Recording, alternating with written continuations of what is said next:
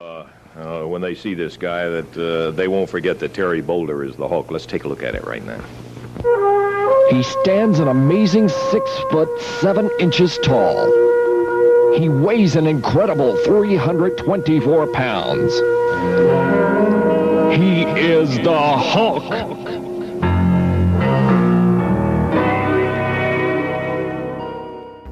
Where we come from, there's a bad junkyard dog in Fort Tampa, you know, and he was always beating on all the little dogs and biting on their ears and everything. And all of a sudden, a little bit bigger dog came along. And last Monday in Memphis, my brother dropped so many elbows on Mr. Bass's head that his eyes kind of look like Goofy Grape, you know. Well, now Mr. Bass is running scared because the big dog's got on him. Well, there's just a little bit bigger dog that's after you, brother, and that's me. And this Monday night in Memphis, Daddy, when I get a hold of you, Mr. Bass, I'm going to take you and bury your head right in the mat, brother. I'm going to teach you a little bit of a wrestling lesson and a little respect for these good people around here. I'm going to put the super southern squeeze on you, Daddy.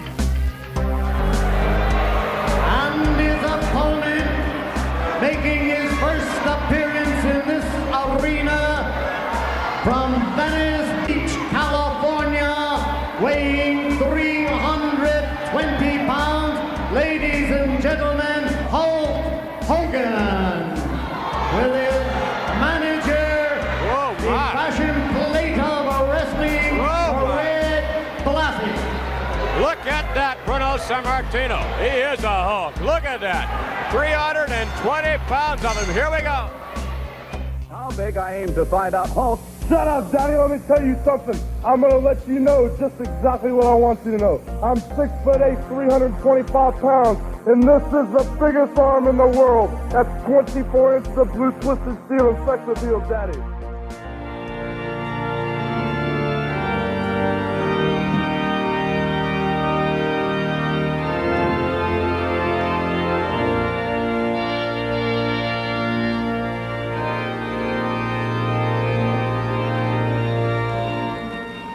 Now, Mr. and Mrs. Bolea, as the first sign of their love and their married life together, are going to honor. Beautiful, really. Long time. No, that's VIP. Part of myself and hundreds of thousands of wrestling fans throughout the world after what happened last week in front of a coast-to-coast television audience about your physical well-being. You know something, Eugene? Let's not worry about my physical well-being. Let's get back to matters at hand. I want to come out and make a formal apology to all my people for what I did on April 24th. The way I walked away, the way I turned my back, and the way I left you hanging. And the reason was, Mean Gene, you always hurt the people you love the most. I know, tremendous disappointment, Hulk Hogan, on your part, and a formal apology, if that's what you want to do. Now is certainly the time. Fans are going wild, and I'm so excited. I don't even want to talk. I want to watch the match. She's going up. Hulk Hogan, he drops a big leg on him. He's down for the cover. Hook the leg. 1, 2. He got him.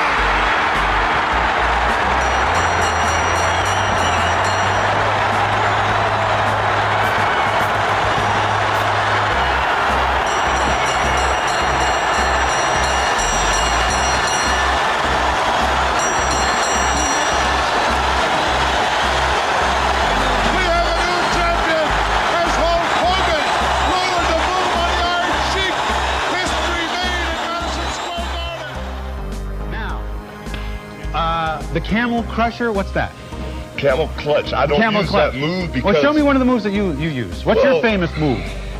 Well, I'm going to have to stick to the basics with you. The floor is a little hard here, and I don't want you getting hurt. There's something Well, I don't want you called, getting hurt either, so, you know, be careful. Yeah, you can apply, you know, nice and easy if you bend over. No, sorry.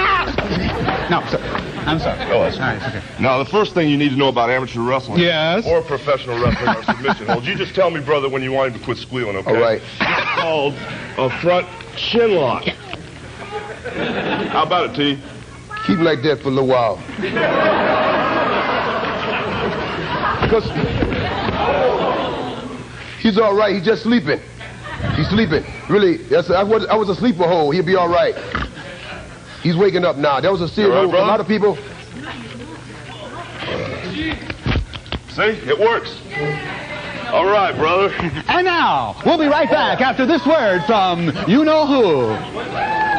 We'll be right back. My name is John Gilbert. Richard was hurt. It was an accident. Hulk didn't mean to do it. These things happen in television. It is live television. And now I think Hulk and T should just talk about this kind of thing, how it can happen, and how to avoid it. I feel really bad about the situation. Richard asked me to demonstrate a professional wrestling hold, and that's exactly what I did. I put what is called a front chin lock on the man, and when I released him, he fell and hit his head on the floor. It's a situation where...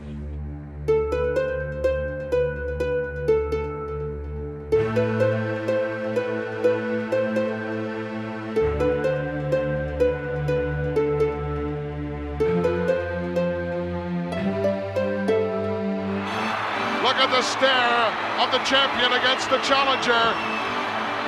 The irresistible force meeting the immovable object. Look at the size of the giant. I mean, Hogan is 6'8".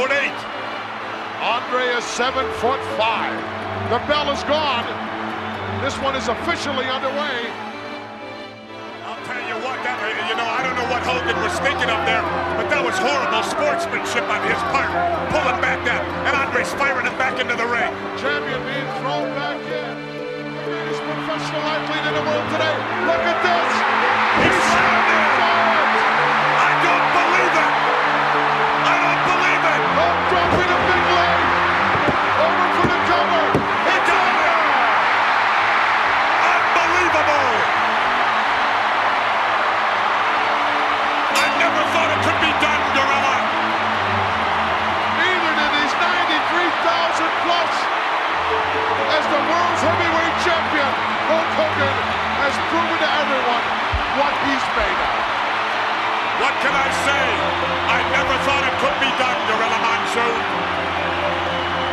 He's thanking the guy upstairs, Jess, as he always does. Let's get the official announcement. The winner of the bout. Pro wrestlers delight millions with their muscle-bound antics, but a scandal is reaching into the ring. Gay Yi shows us how organizers are fighting to banish the shadow of steroids. Vince McMahon, World Wrestling Federation boss, calling for drug tests in the WWF. He's getting tough on steroid use after Dr. George Sahorian was convicted of selling steroids to several WWF stars, including Rowdy Roddy Piper. Hey, man, good to be here. I know you've come to talk business because you wore jeans. Yeah, they're kind of tight, though, man. Got my shorts in a wad. And, you know that your name came up recently when a doctor got himself into trouble. Have you heard about this? Oh, yeah, I've heard about it. Definitely. Basically, I saw Lyle out here. Well, no, basically, I was one of the patients of this doctor. A federal judge basically said, Hulk Hogan, you don't have to testify. This trial has nothing to do with you. So basically, what I'd like to do is basically, thanks. But anyway, basically, said outraged and mad and all that other kind of stuff because basically, it put a dark cloud over everything that I believe in. Mm-hmm. First off, what I am is what I am. I'm a real American. I love my family. I love my God. I love all my people that believe in me. And basically, this isn't the Lyle Alzado story you're going to hear out here. Right. So I was 196 pounds when I was 10 years old. When I graduated from high school, I was 300 pounds. And right now, I'm about 295. So basically, I was insulted when basically the inferences or the speculation said, well, all you got to do is take a pill or take a shot in the butt every day to get to look like Hulk Hogan. And basically, I've trained 20 years. I'm 38, 37. I'll be 38 in a couple months. Oh, my God, why did I say that? But I've trained 20 years, 2 hours a day to look like I do. But the things that I am not is I'm not a steroid abuser, and I do not use steroids. But, and if I was to get cut on with a knife and all this type of thing, basically I'd be in a sling, and a year later, well, we don't know what's going to happen to your career. And at that time, I didn't have any money. So basically, I made the right decision. And a synthetic male hormone, which is a form of a steroid. Right. And on 3 different occasions, I had the same type of muscle injuries. That is the extent of Hulk Hogan's steroid use. Now, this doctor talking about, is that the same one that's been in trouble and convicted? Well, basically, I'd rather not comment on that, but my private physicians, I don't want to speculate on this thing, the trial. I think hurt them in the long run. The world's most popular wrestler ever returned to the ring last night after a 3-year layoff. To no one's surprise, Hulk Hogan, real name Terry Gene Bollea, defeated Ric Flair to win the WCW Championship. But the real fight has been taking place in a courtroom in Uniondale, Long Island. This battle could determine the future of professional wrestling. And it will sting, and he doesn't look too good. Hulkamania! Hulk Hogan is here! Hulk Hogan's here! Hulk Hogan is in the building! You're damn right he is! Go get him, Hulkster! Yeah, but whose side is he on? What are you talking about? Whose side is he on? What are you talking about? Yes, sir! Get him, Hogan! Go get him, baby! Come on and get some of this now! Who's bad now, boys? Hulk Hogan arrived. Hulk. What is he doing? Oh, my God! Is he the third man? He's the third man! What the hell is going on here? Hulk Hogan has betrayed WCW. He is the third man. Look at this picture. Oh, my God! What the hell is going on? Oh, my God! Are you kidding me? And I think that these people here and a lot of other people around the world have had just about enough of this man, and you want to put yourself in this group? You've got to be kidding me. Well, the first thing you gotta realize, brother, is this right here is the future of wrestling. You can call this the new world order of wrestling, brother. What you gonna do? What are you gonna do? Don't touch me, I'm gonna flee the lawyers. Tony, Bobby, Dusty, damn it, let's get back to you. All right, we have seen the end of Hulkamania.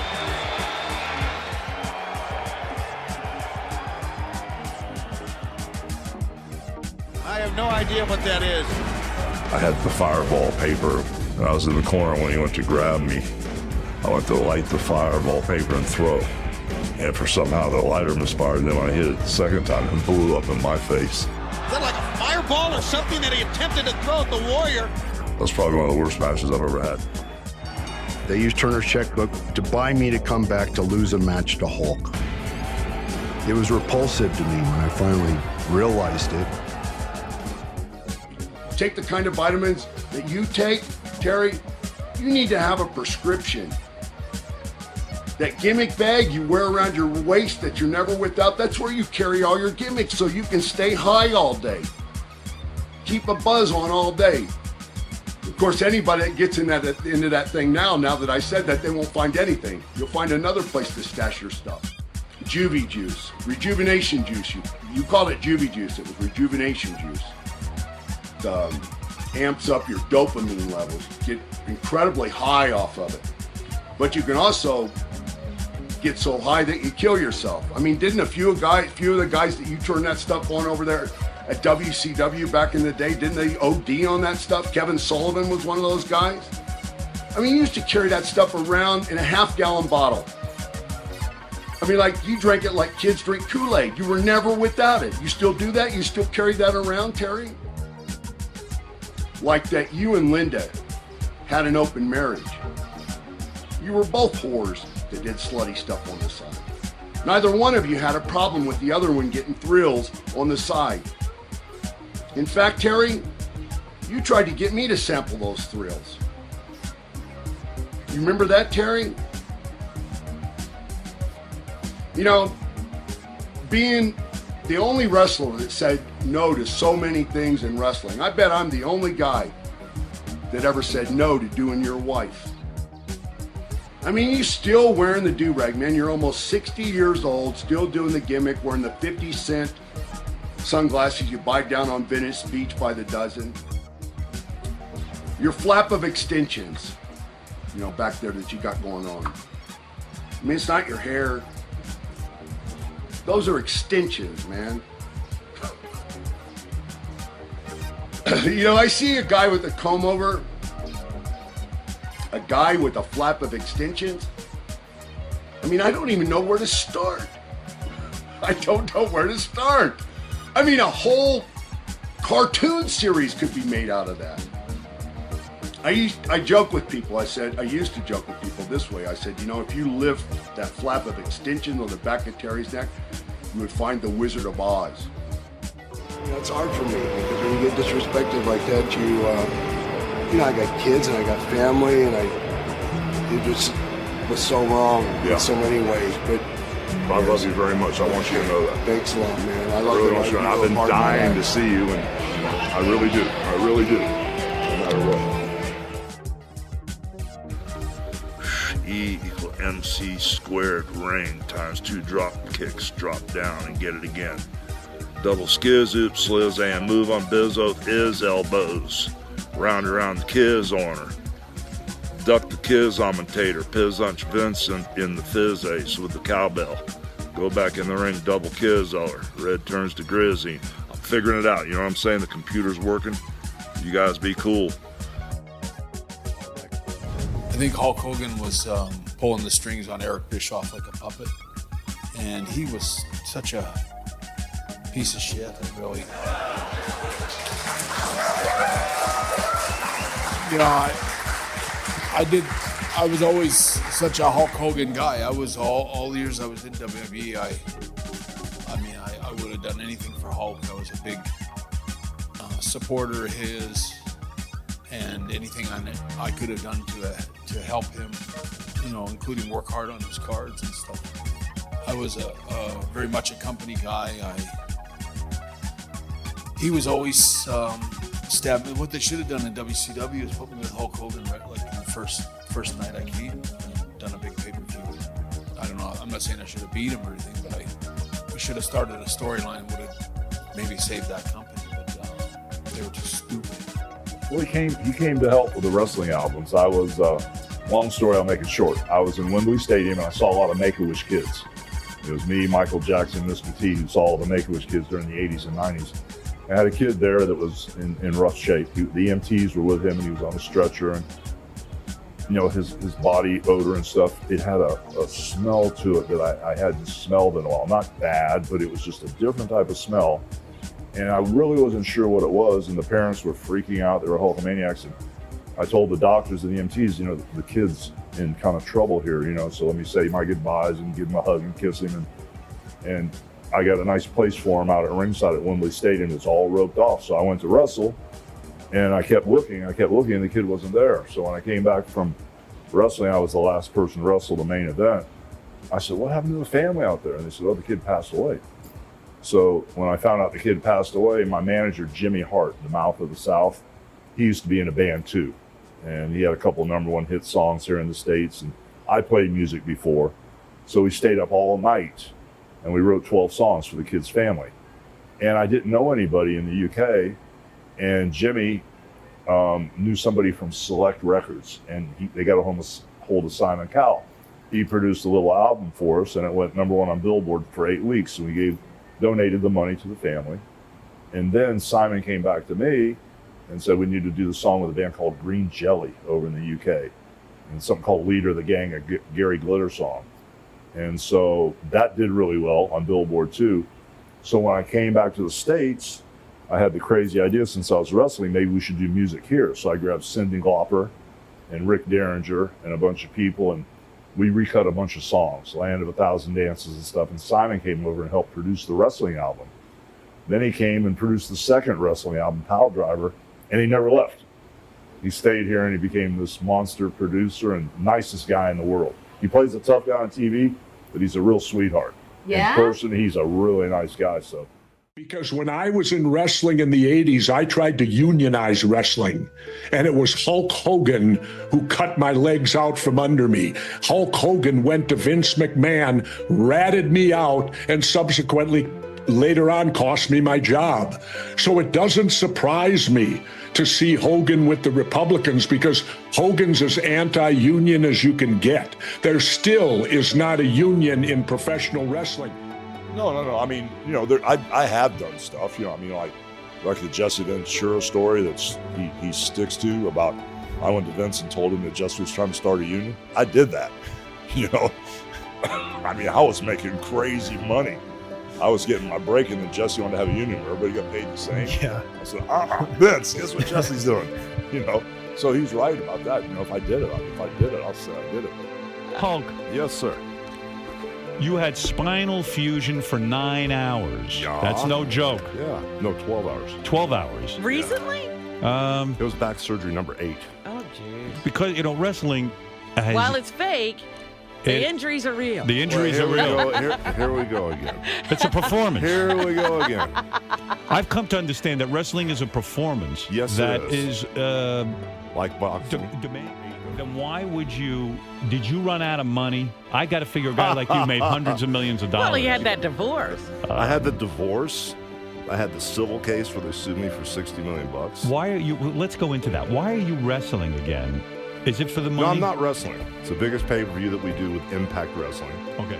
Would you ever fuck Heather? No. You would not? No. Man law, brother. You would honor that man law. Yeah. Even if they were divorced for 10 years. You would never fuck She's Heather. off limits Or if forever. I met your ex-wife simply because she was You wouldn't your fuck my ex-wife. ex-wife? No way. I love you, man. No, Thank you. That's man law. I You don't do love that you understand that. You don't do that. Well, what happened? That was protection mode. You were in protection mode. That I understand. You lied to us. You lied to me? Well, I had my fingers crossed, my toes were crossed. And I'm not trying to make an excuse other than I was beaten down like a dog. And You were feeling low and you were looking for comfort, I too. wasn't even doing that. My wife, you know, had just made a decision that she'd gone back to California. I was at home with the racing team that we had at the time, the drifting team. Right. And it was just one of those things that after a phone call, which was this, that, and the other, and done, over with, F this, F that, F you, click. I just, you know, went by Bubba's to say, hey, bro, I'm going to hang out. And it just was one of those moments I said, hell with it. I'm going to go for it. And it was, you know, it was a huge, horrible decision. It's totally, you know, never dreamed in a million years there would be a camera in Bubba's house. So my family. I'm not a double standard type guy. I'm a racist to a point. Yeah. You know, fucking years. But then when it comes to nice people, if we're going to talk the fingers, we'll see the rich one. And the kid is a multi-billionaire, right? I want to give you the chance to and the opportunity to clear some things up that have been in the media. On the video, Excuse me. you made some comments about your daughter dating a black man. Yes, I did. And you also used the N-word several times and even called yourself a racist. What do you have to say about that? Probably the stupidest thing I've ever said. The people that know me know I'm not a racist. When I got remarried, you know, my minister, Afro-American minister, Michael Beckwith, I go to predominantly Afro-American church, Agape Spiritual Center. Maintain his legacy. Can we stop for a second? Terry Bollea, the man behind the once indestructible Hulkster, letting his guard down. Out of everything that I've been through, this one hit me probably the hardest, and that's a heck of a thing to say, because I've been through a lot of crazy stuff. Including an admission of steroid use and his son's legal issues. But last month, a new controversy which threatens to erase his legacy. The National Enquirer reports that Hogan used racial slurs in audio secretly recorded. I was at the lowest point of my life. My personal life was destroyed. I was very mad at my daughter. I was upset over a situation that happened between her and her boyfriend, and I had no idea I was being taped. I was to the point where I wanted to kill myself. I sat in my bathroom by myself when my ex-wife was gone and the kids were gone, and I was completely broken and destroyed. And I said, what's the easiest way out of this? I mean, I was lost. Do you have any personal preference who ethnically your daughter dates? No, I don't. Actually, the guy my daughter was dating, I liked him a lot. I've known him for quite a while, and I was very mad at a personal situation that happened with my daughter. Are you a racist? No, I'm not. I'm not a racist. I never should have said what I said. It was wrong. I'm embarrassed by it. But a lot of people need to realize that you inherit things from your environment. And where I grew up was South Tampa, Port Tampa, and it was a really rough neighborhood, very low income. And all my friends, we greeted each other saying that word. We teased each other with that word. The word was just thrown around like it was nothing. Is it? So welcome. Boy, you're a cutie. Oh my gosh. Thank you. My gosh. You're very gladiator-esque. Thank you. Look at the size of you, huh? I'll take a 6-pack of this. Nice. Wow. You missed Yeah. Oh my God. Oh wait, do it again. Do it again. Oh.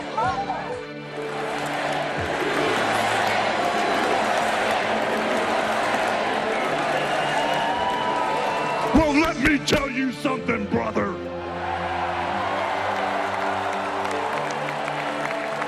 You know something? When I came here tonight, there was so much energy in this room. I felt maybe I was in Madison Square Garden getting ready to win another world title. Or maybe I thought. The vibe was so intense. The energy was so crazy, it felt like maybe I was going to press that no-good, stinky giant over my head and slam him through the mat, brother. But what I found out was I was in a room full of real Americans, brother. And at the end of the day, with our leader up there, my hero, that gladiator, we're going to bring America back together. One real American at a time, brother.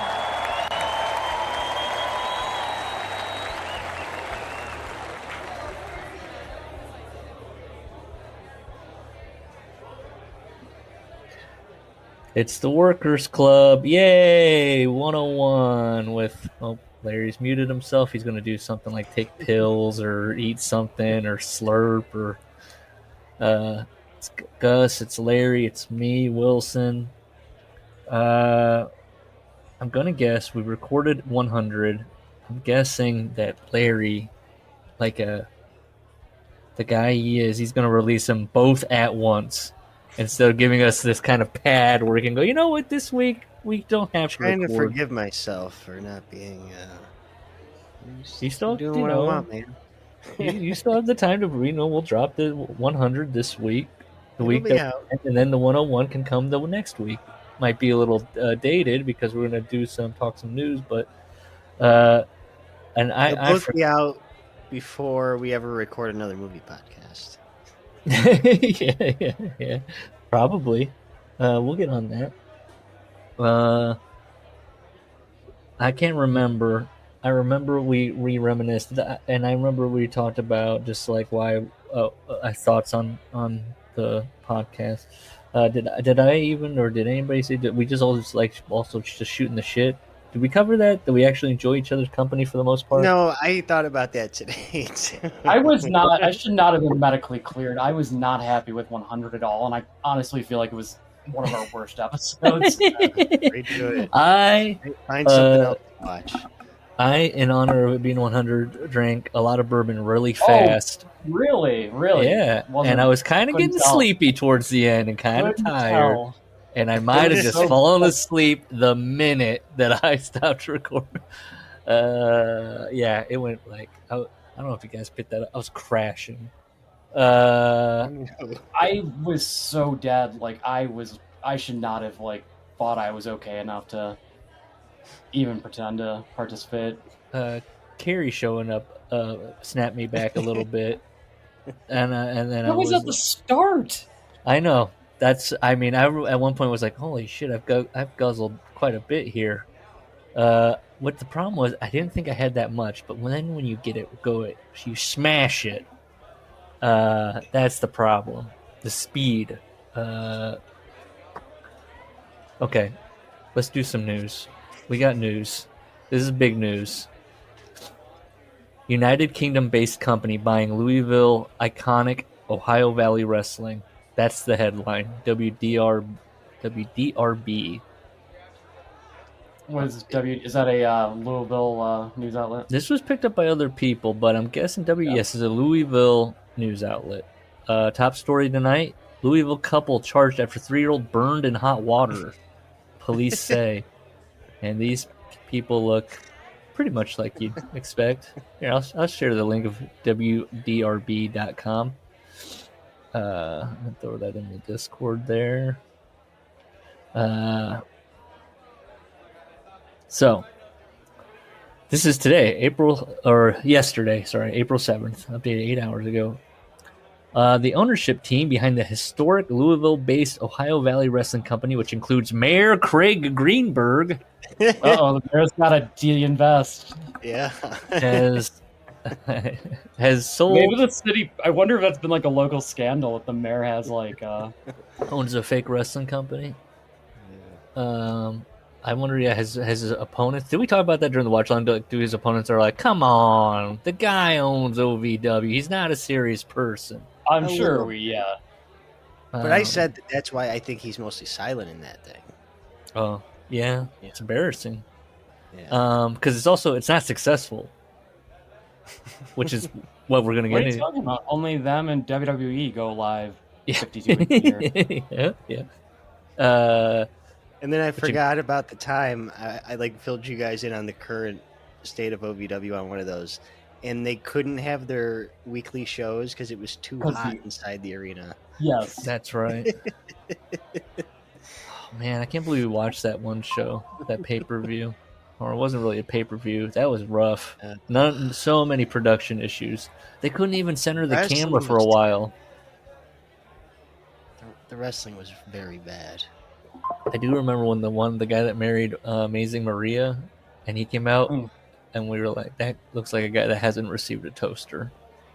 Or he did, and he sent it back. I know, we're not sure. It broke my heart hearing in real time Gus go through the wedding registry and pick knowing the idea of the toaster. I'm like, don't do it if I could go back. It's gonna get lost in the mail somehow. It was weird. All it said was delivery attempted, and then no other update. Like I can't even return it on Interesting. Amazon. Lost. It's in a warehouse outside Louisville. Just sitting. Al's using it. He grabbed it. She picks her mail up there. He just snatched it. That's right. Yeah, it's into the office. Al took it.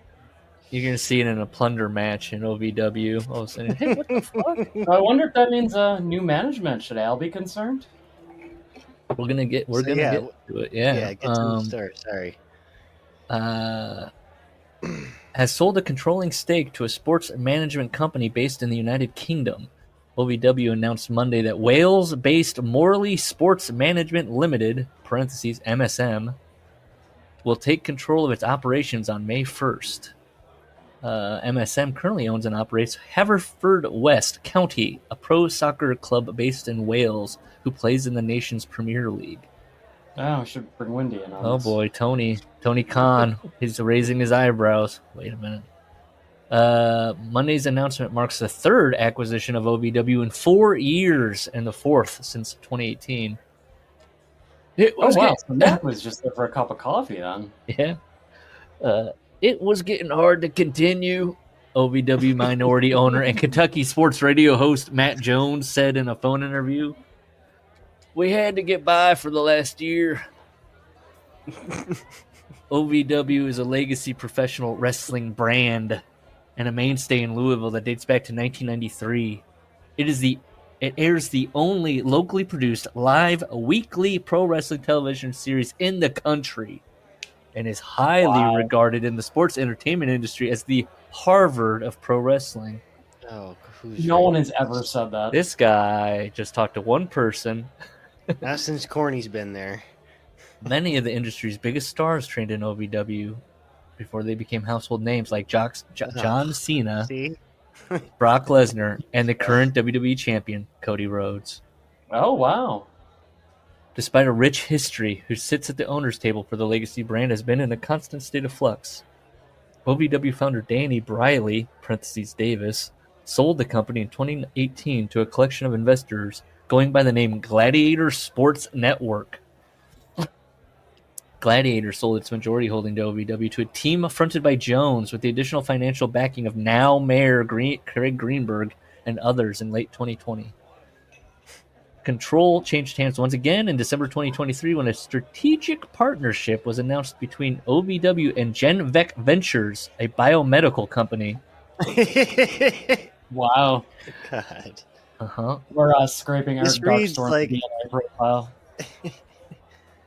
This reads because it's such it's such a parody, like a Kurt Vonnegut novel. Will often have like these fake conglomerations and stuff. And Gladiator Vet- Sports. Yes. Ventures, a biomedical company.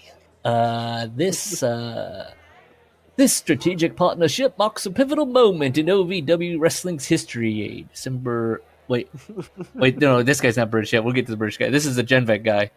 This strategic partnership marks a pivotal moment in OVW wrestling's history. A December 2023 press release said, introducing Ed Payer as the company's new CEO.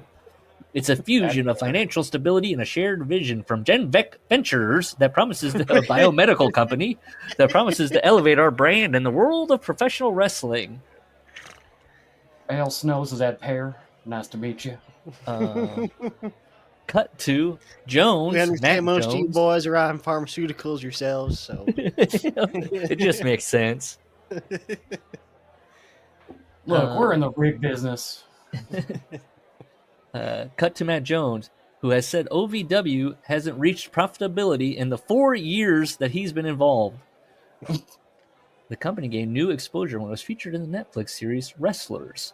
The show took viewers behind the scenes of OVW, highlighting the personal and professional lives of its in-ring talent and small team of staffers led by former WWE superstar Al (Snow) Sarvin, who are trying to grow a financially stressed yet lauded regional wrestling company into a thriving national brand. Whoa. The fact that it was kind of like that's dancing in their heads like, we could make this national, you guys. They've never been bigger than Ring of Honor. Like, they don't even tour outside of Kentucky. They've... What, their best years was when they were running spot shows at Six Flags? I guess. Yep. The Netflix. I'm reading this perfect. Netflix series jolted OVW ticket sales in the weeks and months that followed, but that interest slowly waned. WDRB asked Whose Jones fault about is that? the Booker. Sounds like the Booker's fault. Well, you go to the arena, the fucking air conditioner's out. It's August. And... We talked about this, Al trying to fix it. I got all the doors open. I don't know what else I can do. The fans are just pushing the air. WDRB asked Jones about whether a company that hasn't seen profitability in years could more easily go away as an item on the balance sheet of a business based in the United Kingdom, as opposed to being held by a group with local ties. Jones touted the deal, saying he finalized it in Amsterdam over the weekend.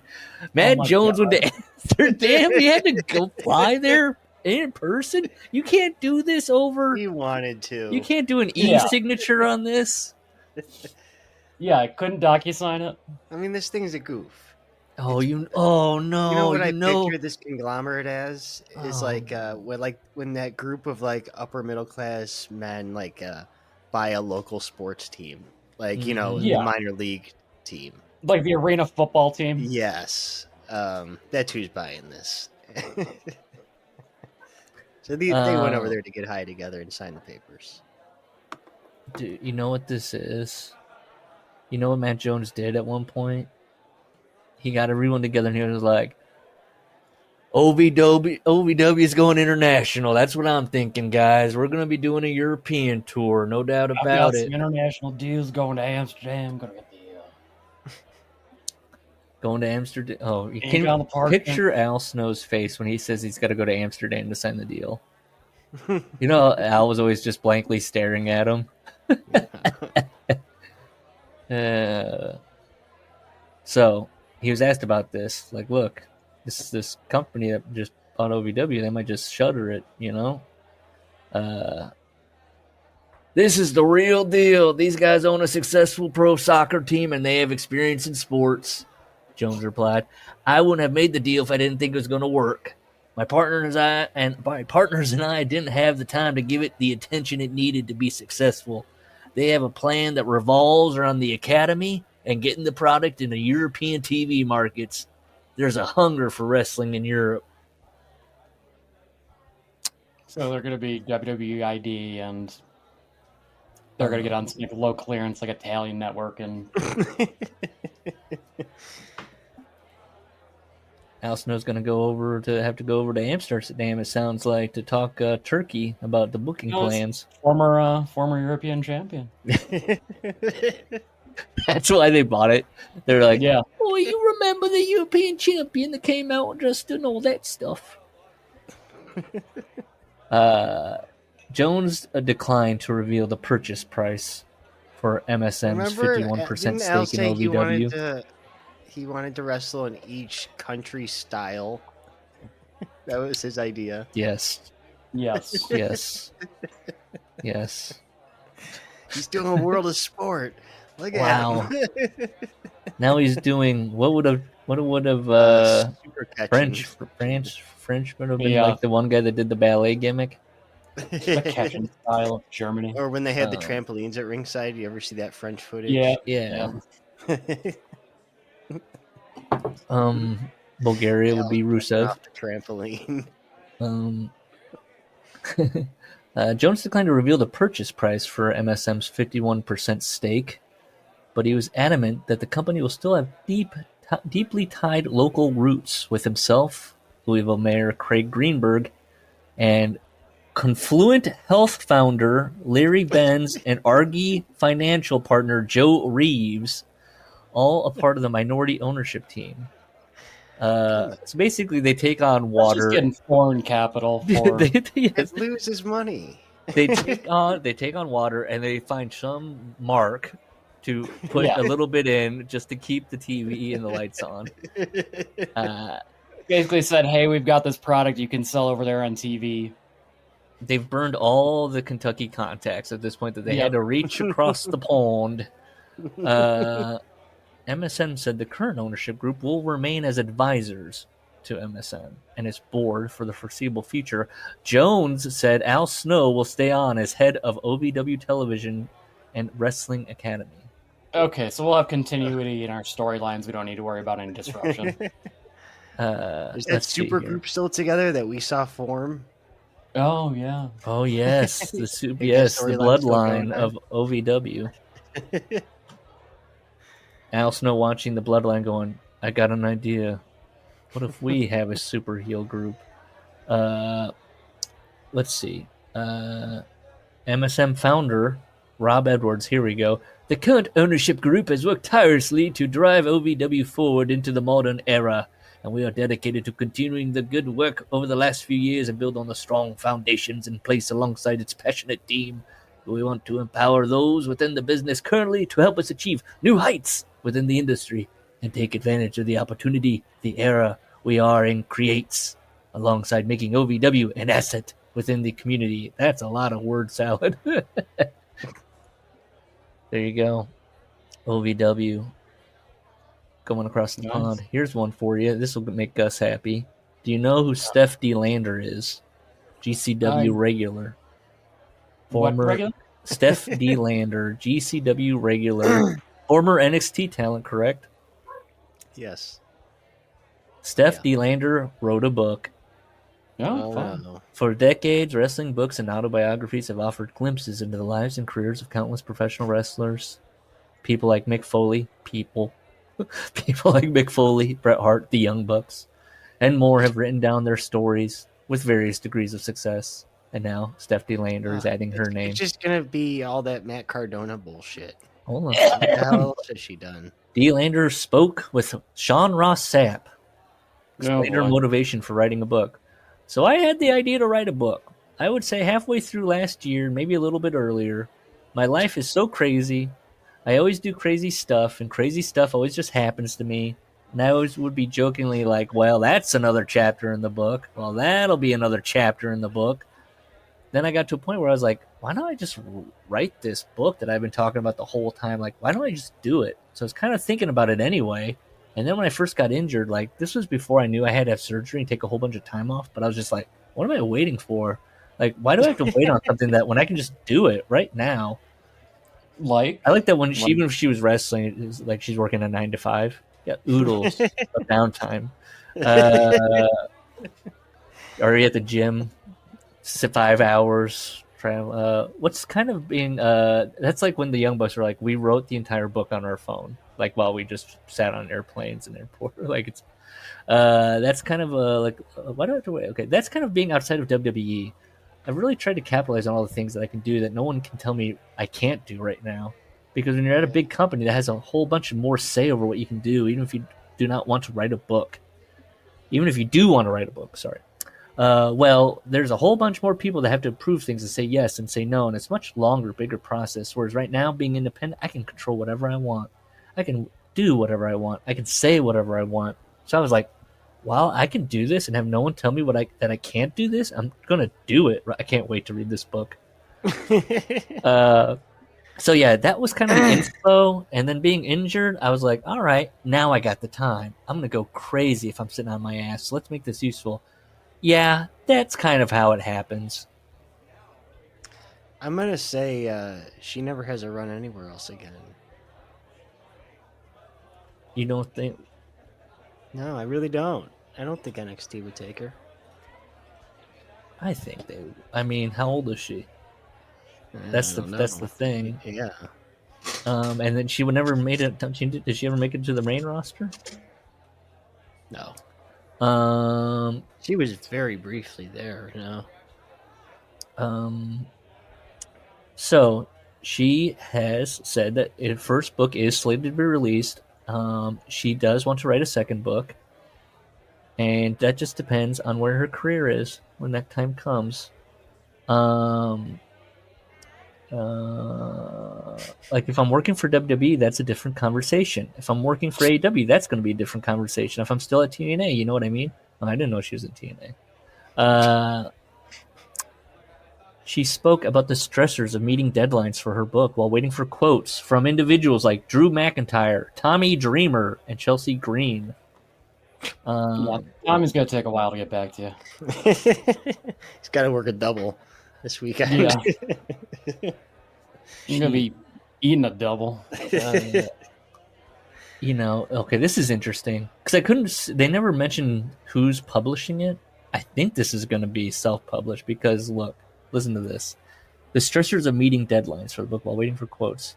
As I said, it's because I took plenty of periods of not even touching it for weeks, but the final crunch time came together really, really quickly because it was like, oh, we don't have a date. I don't have a deadline that I have to have this ready for. Then all of a sudden it was like, well, if we can get this done the next couple of weeks, we can have them for many a week, and that could be the first time that you have them in hardcover. What are you going on about this for? I don't know. Just find it interesting. You just want to show us that you subscribe to these news things and you're doing research? Yeah. We don't need the news dump. We don't have a deadline. I don't know. You don't have a deadline? The book's going to be called What's the Best That Could Happen? My Love Letter to Pro Wrestling. Okay, well, there you go. Well, it's April. We're recording this on April 8th. Guess who's on the Tonight Show tonight? Triple H. Oh, boy. You guys tuning in? Yep, with Jimmy Fallon. The Tonight Show? The second guest, he will be the second guest behind Gigi Hadid. Who does the Tonight Show? Jimmy Fallon. Jimmy Fallon. Oh, okay. And Jimmy Fallon's going to go... Now, this is a big deal. You're going into the WWE Hall of Fame.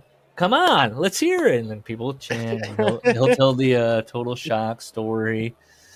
It's an honor. My pacemaker kicked in. I was so shocked.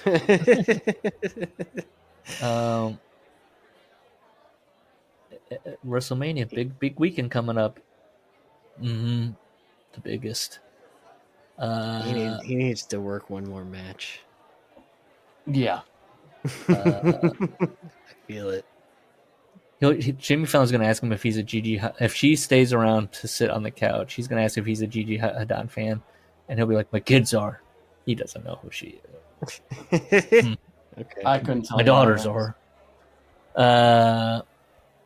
He's going to invite Jimmy to WrestleMania. You better believe. In That's Las why Vegas. I'm mad. My friend once interviewed Triple H on like a red carpet thing, and he was doing like a bit to him where he was asking him pop culture questions. And I've asked him, it was probably like 2014, to like find it because I'd love to fucking see it again and take some stuff. And he can't. I think he like lost it. It's lost media now. But oh no, he was knowledgeable about some stuff then. I just remember that.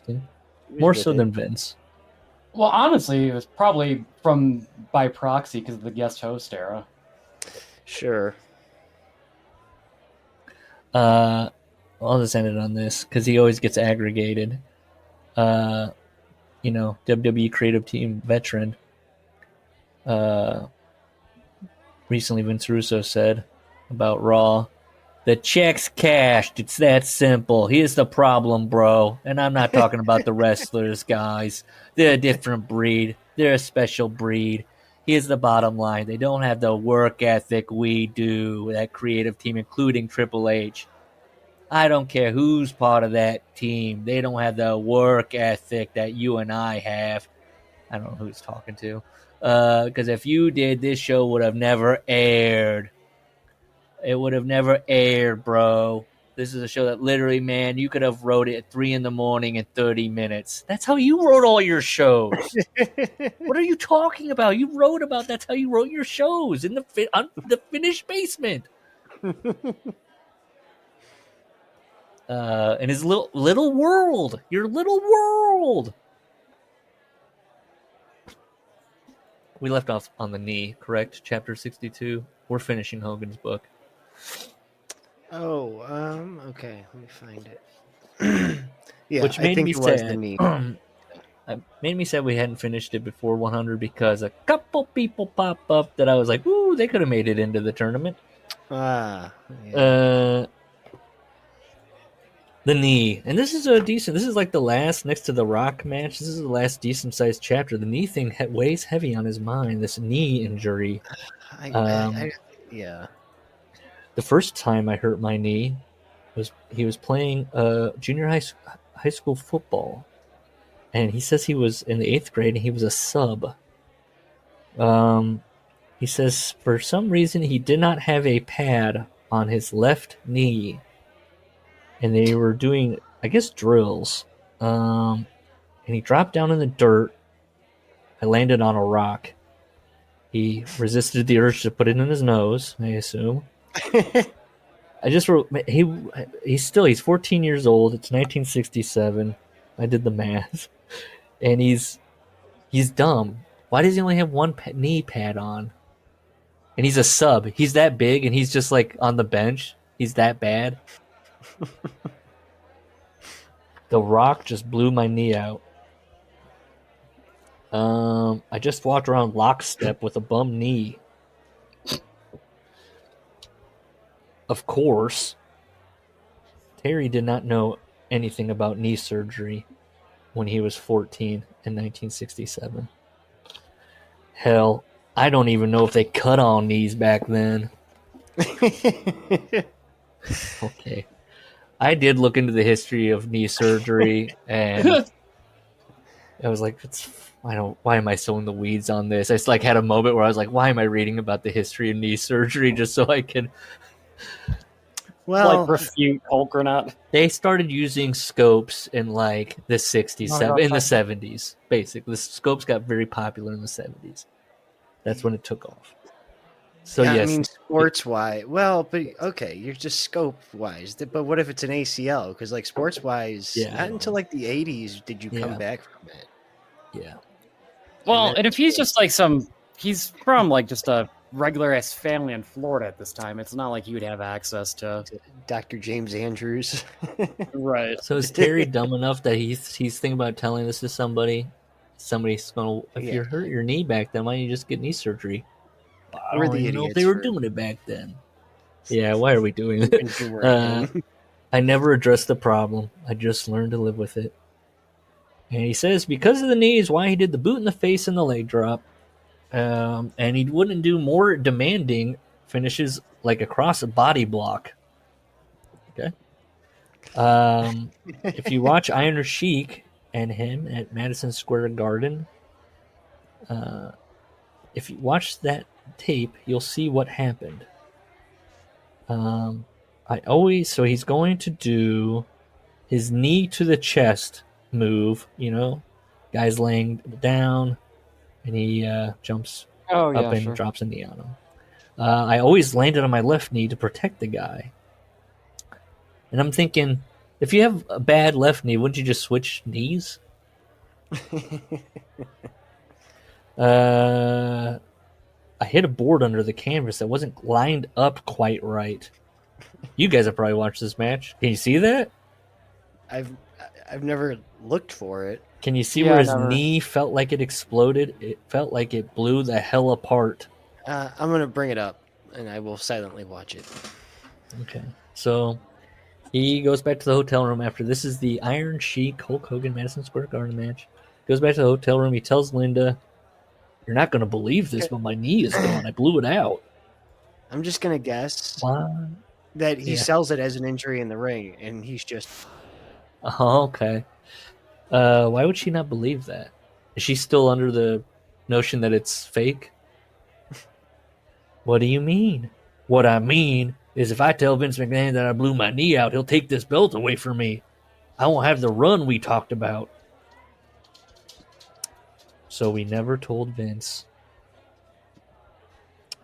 He says he kept the knee injury a secret all through his entire career. Talks about getting it drained so he could walk. He did finally confide in Eric Bischoff. "Brother, my knee is all blown to hell. It's pretty bad."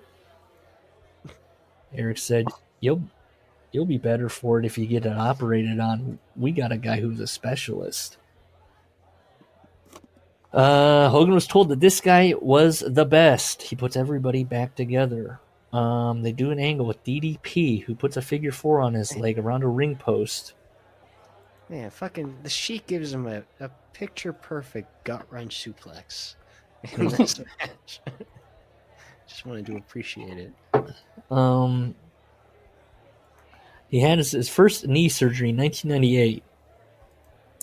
About 14 years after my knee first started bothering me. I said, okay, I'm going to get in the weeds with Hogan again. Okay, so you're saying that in 1984, at Madison Square Garden, that's when it started bothering you. But you said earlier that you've been bothered by it since you were a child, 14. Anyway. Doctor cut on my knee. That's it. Doctor cut on my knee. Cleaned it up. Okay. You guys tell me if I'm reading this wrong. Is he confused about why the doctor's... This is how he took it.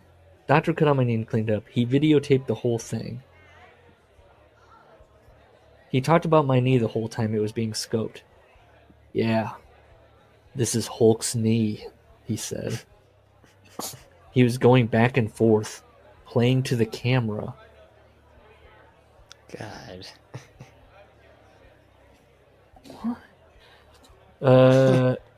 So Hogan's on crutches for a few months, but this isn't feeling right. It's not stable.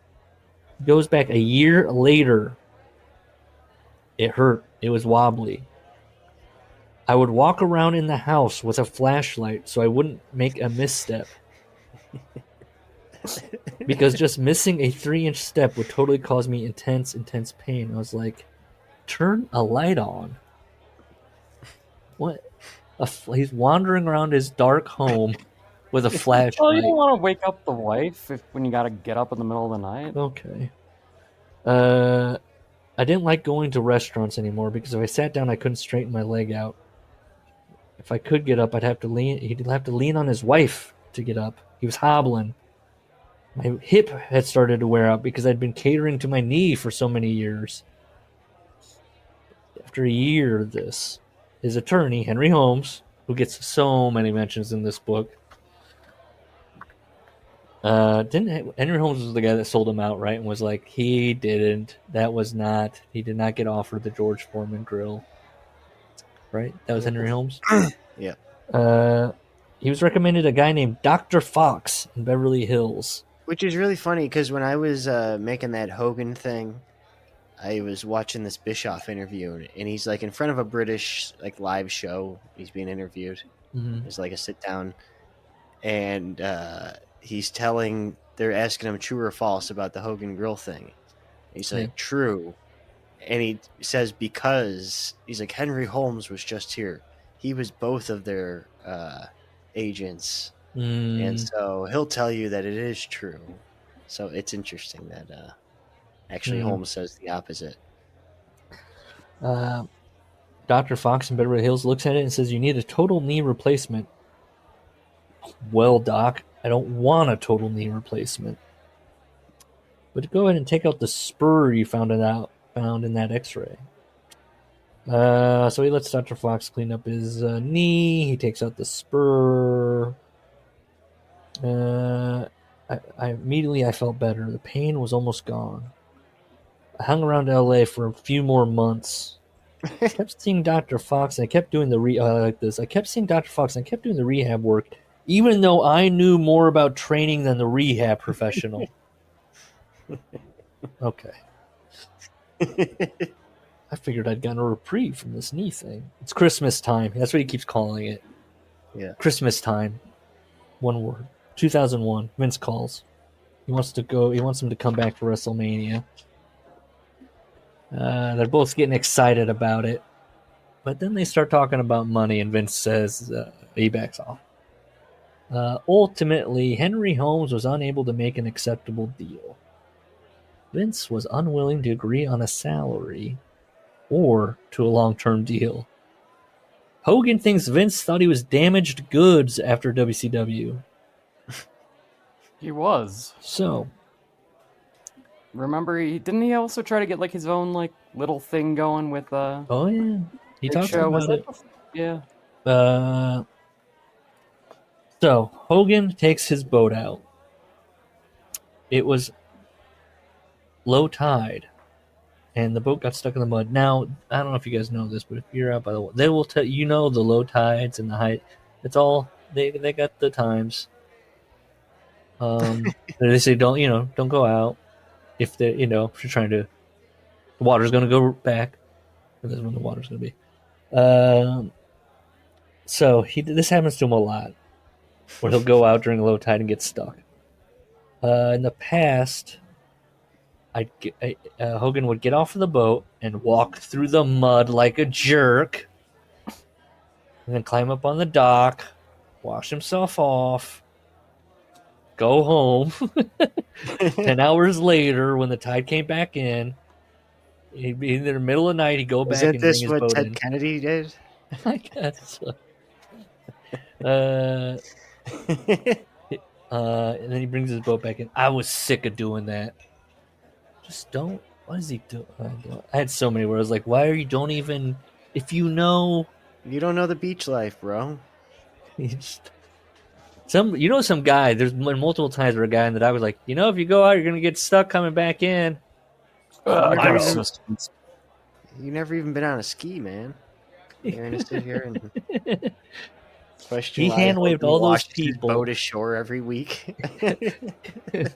He's just like, he doesn't even want to explain. Like, I come back in 10 hours and get it, okay? I know. So he's sick of that. So he's looking at the dock. He's going, hey, man, my boat's 40 feet long. If I go all the way back to the windshield and I take a run and jump, I don't have to go walk through the mud. So I got all my crap together. My phone, my belly pouch. That's interesting. Not a fanny pack. Hogan calls it a belly pouch. So he goes up. He took a couple quick steps, got some momentum, jumped out the boat. I cleared the water, no problem.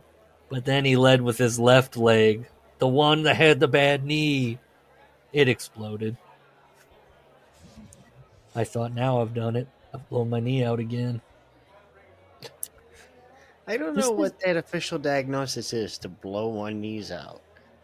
The way he writes it, it's absolutely like... It exploded. Like, Yes.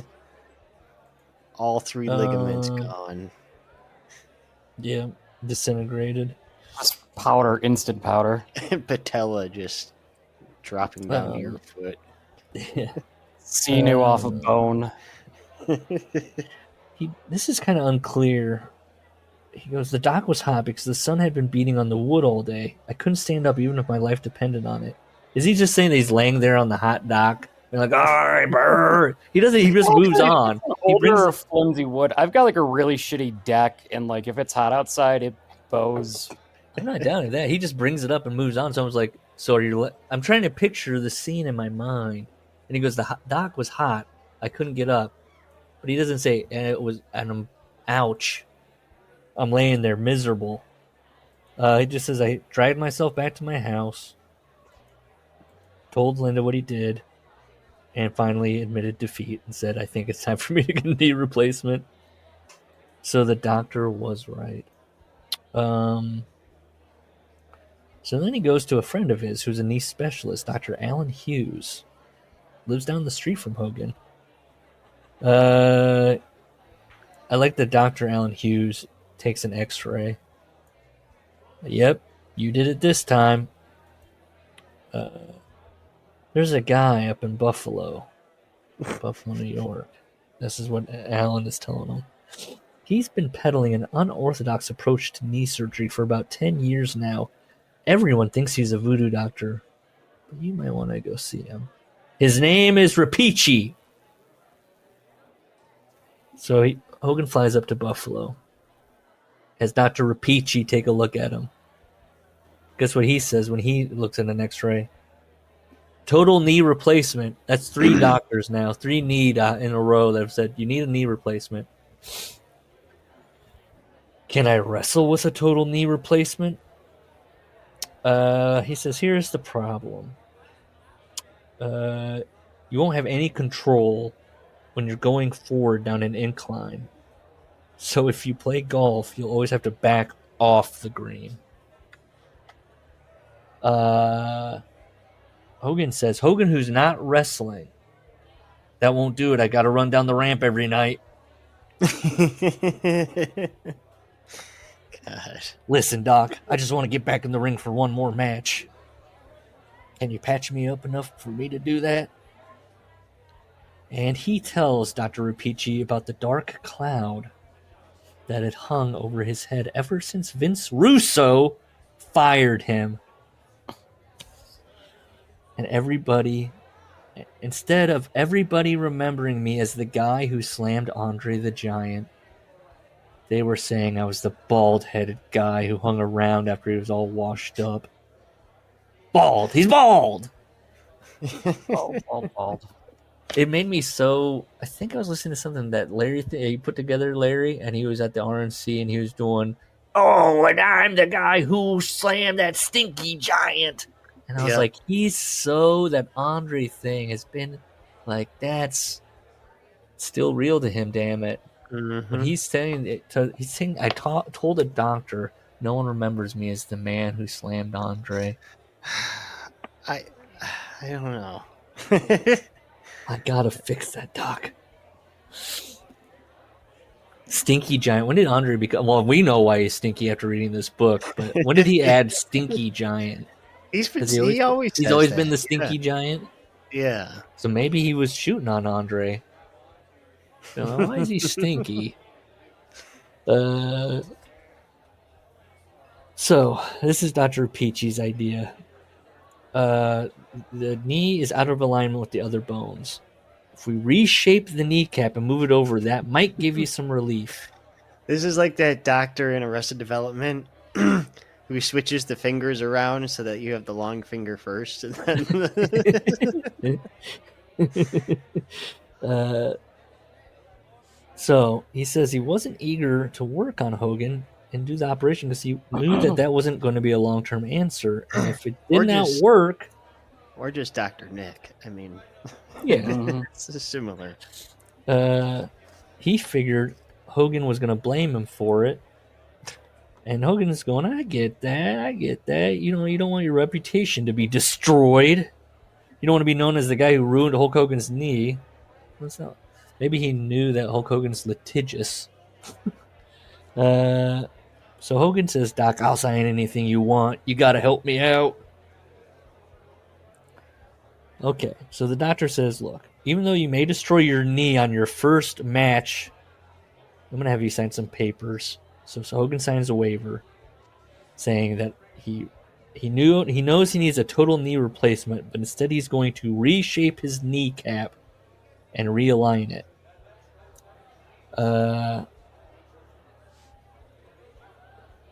Then we meet Dr. Rapichi's nurse, Polly. She says that after Hogan left Buffalo, Rapichi told her he had decided not to cut on me. He'd been busting his ass to get some credibility for this new surgical method he had. And he goes, not taking the kneecap off, but just moving it over. 2 days before the operation, Rapichi told him he decided he wasn't going to go through with it. But then, he says, I came up to Buffalo on Friday. He was all set to tell me he had changed his mind when I saw him. I was saying, yeah, man, I can't wait. Okay, so this is what he's saying, that the nurse told him that Rapichi was not going to do it, but wasn't telling Hogan. Hogan goes to have the surgery. And Hogan's going, yeah, man, I can't wait. This is going to be great, brother. I just ran him over with verbiage. So Rapichi said, let's do it. I was there to get fixed, man. So they reshape his kneecap. They move it over. They realign it. Hogan wakes up. He says, how'd it go? Rapichi says, of course, your kneecap is bone on bone. Your meniscus is gone, your patella tendon is destroyed, and your ACL is halfway gone too. But it seems you have so much muscle around your kneecap that your knee looks stable. How does your right knee feel? The knee you weren't complaining about. Feels perfect. Why? Because it's worse than your left. Jesus. I just happened to x-rayed it. It was totally trashed. So, Hogan is recovering in Buffalo. Stayed there with a friend of his who made the trip with him. Radio disc jockey from Tampa who goes by the name Bubba the Love Sponge. I said, oh boy. The second day, Rapichi comes over. Hulk's knee is swollen. Stitches, big scar, blood everywhere. Smelled like medicine. It stunk like hell. Wash it off, Terry. The grossest smell you can imagine. Stinky giant. It just made Bubba and me want to puke. I don't know what he's talking about. They did the surgery. Is it infected? I don't know. He's like, it's disgusting. Who's been through way too what stuff. I know exactly what he's talking about. Like, okay, recently operated, like, were you stuff like that on your feet, knee? I would imagine it's not too different. Like, okay, when you're changing the dressing and stuff, like especially right out of surgery, there's a very distinct odor and it is very unpleasant. I think Larry and I were reading this as that he was saying they were not cleaning him up. He does get to it. This is the second day. He says they changed the dressing. I had a similar thing coming out of my surgery where they didn't clean me up for a few days, and it was awful. This is more of a statement than I guess on the American healthcare system. Let's change some dressing in here. Let's take care of our patients. But then also Rapichi told me all the blood I had seen. I had seen was normal. Then the next third day, get out of bed. Before the changing the dressing, he was like squat. And Hogan squatted. Then on the fourth day, he said, let's see you walk. And then he wanted Hogan to jog. And Hogan just every time is like, I can't do that. Then he does it. Son of a bitch, I was able to do it. You're fine. You can leave tomorrow. I thought Hogan knew more than the trainers. This is a miracle surgery. Dr. Rapichi. And he says, you can leave tomorrow. And Hogan is like, what? Just had a major operation a few days ago. You can leave. 6 weeks, you can wrestle. What? Just don't hurt your kneecap. You can probably walk around like this for 7 or 8 years. If you wrestle, you're going to fuck it up. You didn't say that. That's me. 6 weeks went by, but Hogan was nervous. 48 years old. He's nervous. Is it true? Can he start wrestling? Finally, he did wrestling work for a startup promotion in Orlando one night. It was around Christmas time. 3.5, 4 months after the surgery. He wore a brace for the first time in his career. It was a brace. It was double knee pads, and then another knee pad on top of the brace. The knee felt great, and it still feels great. Wait, when did he say this happened? I think this happened, well, it would have happened in the summer of whatever year, but he does go back in time, or it's another different Christmas time in 2001. Oh, wait. I think he did that thing he does where he flash forwarded, flash backed, and then flash forwarded again. So it's 2001. Vince is like, and then he goes back to his knee getting healed, right? Because I think he's off of us. Well, he says, meanwhile, I decided, so I guess not. He says it's 2001, so it's just still Christmas time, but 4 months have passed? I don't know. Why am I missing? Is it Christmas time 2002? That's the only time it can still be Christmas time. I know. But yeah, the timeline doesn't make sense for any of it. Because he's back in February of 2002 in NWO. When we interview Michael Jan, I'll be like, why didn't you fact check this stuff? Can we get some dates on this stuff? Did you hammer him down at all? He was done with them.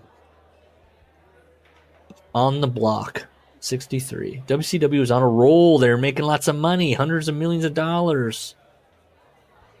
Then they took a nosedive, he says. Now they're losing all those millions. You had a damaged brand. He says WCW had a 10-year deal to provide primetime programming for TNT and TBS. And that's why they were worth money, because they had the TV time, he says. It doesn't matter about the damaged brand. Hell, you can fix the damn logo if you got the 2 television vehicles. They did. It looked ugly. Remember the WCW? But all of a sudden, Colin, America Online merged with Time Warner. All of a sudden, Hogan had heard a rumor that some bigwig came in and told Ted Turner to move his office down to the end of the hall. Ted did, and his phone quit ringing. What a funny way to take this all in. Ted, get down to the end of the hall, you little piece of shit. Okay. You don't run this company anymore. Into the closet. The supply closet. This bigwig, name names, Hogan. This bigwig, at least what I'd heard, he literally comment, at least this is what I heard, looked at what was generating revenue and what was not. He saw that he could take the Andy Griffith reruns, put them on the tube, generate a point or two, which was a lot of money, or he could put $500,000 a week into a wrestling show and just not turn a profit. Duh, what are you going to do? The bigwigs said that wrestling didn't fit into the company's business plan anymore. All of a sudden, WCW had lost its TV vehicles.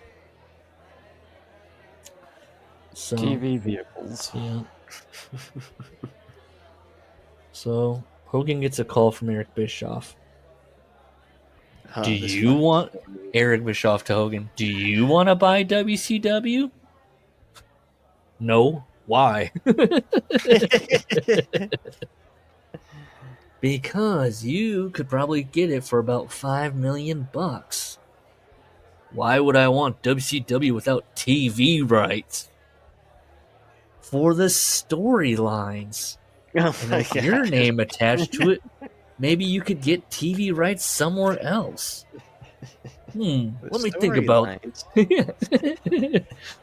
let me think about this. I didn't want WCW myself, but I thought I knew somebody who might. This is why I wrote, no. This is not how it went down. Why is this? Why? Why does he say this? Why does he have to be responsible for this? I don't know. He recounts all the times he's ran into, just so he has accountability here. He recounts all the times he's brought up that he's ran into Vince McMahon previously. The lobby with the wig glued onto his head. Owen Hart's funeral, where he's mourning Owen Hart, telling him that he was right, Bret is wrong. They talk on the phone during the holidays. Brief conversations, how are the kids, that kind of thing. February in 2001, though, they're talking about him coming back. They're still on good terms, so he doesn't hesitate to give, quote, him a holler. Listen, Vince, I think you might have bid 80 or 100 million bucks for WCW at one time, but you can probably pick it up now for $3 million, maybe 3.5. Oh, really? And why would I want WCW when there aren't any TV rights attached to it? Well, the storylines. I thought Hogan was going to say that. The storylines! No, I cannot. Why is Hogan saying this? Why is he lying? Because he's Terry Gump. He's the next everything. For who is this for? Michael Jan sitting there going, I don't fucking. I mean, why did he say that the wrestler was supposed to be in the wrestler? Why would he say that? Is he just? I've met, I think, one guy in particular in my life who that was his rep, and you watched it, you couldn't believe what was happening in front of you. You were like, that guy's lying. He's making shit up right now.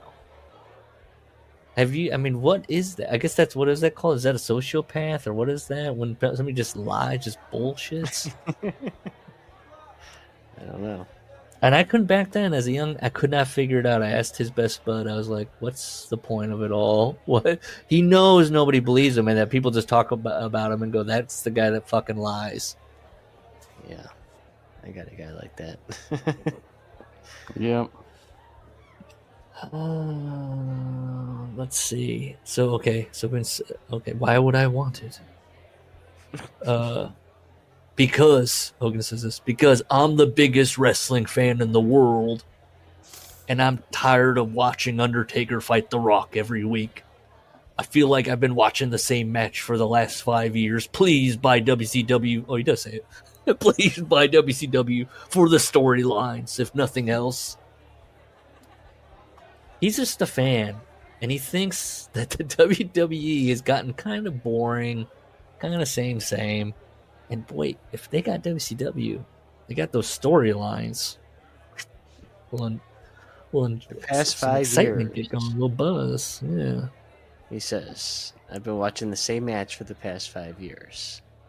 Yeah, Undertaker Rock. Which would be Shawn Michaels and Bret Hart main eventing. No, it would be his entire WCW run. Yes. He's been watching the product. Very soon. In the end, just think about how dumb that is, because they're heading in, because the sale was this close to WrestleMania. Yeah. It's WrestleMania 17, and Hogan doesn't like what he's watching. Yeah. He's like, think of the fans, brother. Think of the. Hey, remember that company that nobody was watching? What if he took some of that stuff and put it on your TV?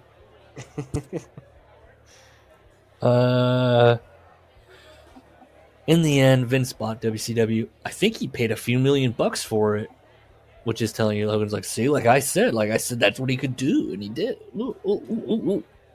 He mentions that during the next contract negotiation. You wouldn't even have the WCW tape library if it wasn't for me, bro. Some wrestlers, like me and Goldberg, didn't come with the deal. Which goes against, because what storylines would he want then? If the stupid idea of buying for storylines, and he's like, well, the bigger stars didn't even come, so. What does he want? What is he buying then? The Cruiserweight division? Yeah, Kidman, Hogan. I know. I know what he bought. And then he watched the storyline of Booker T and Buff Bagwell and said, this is shit. I don't like this.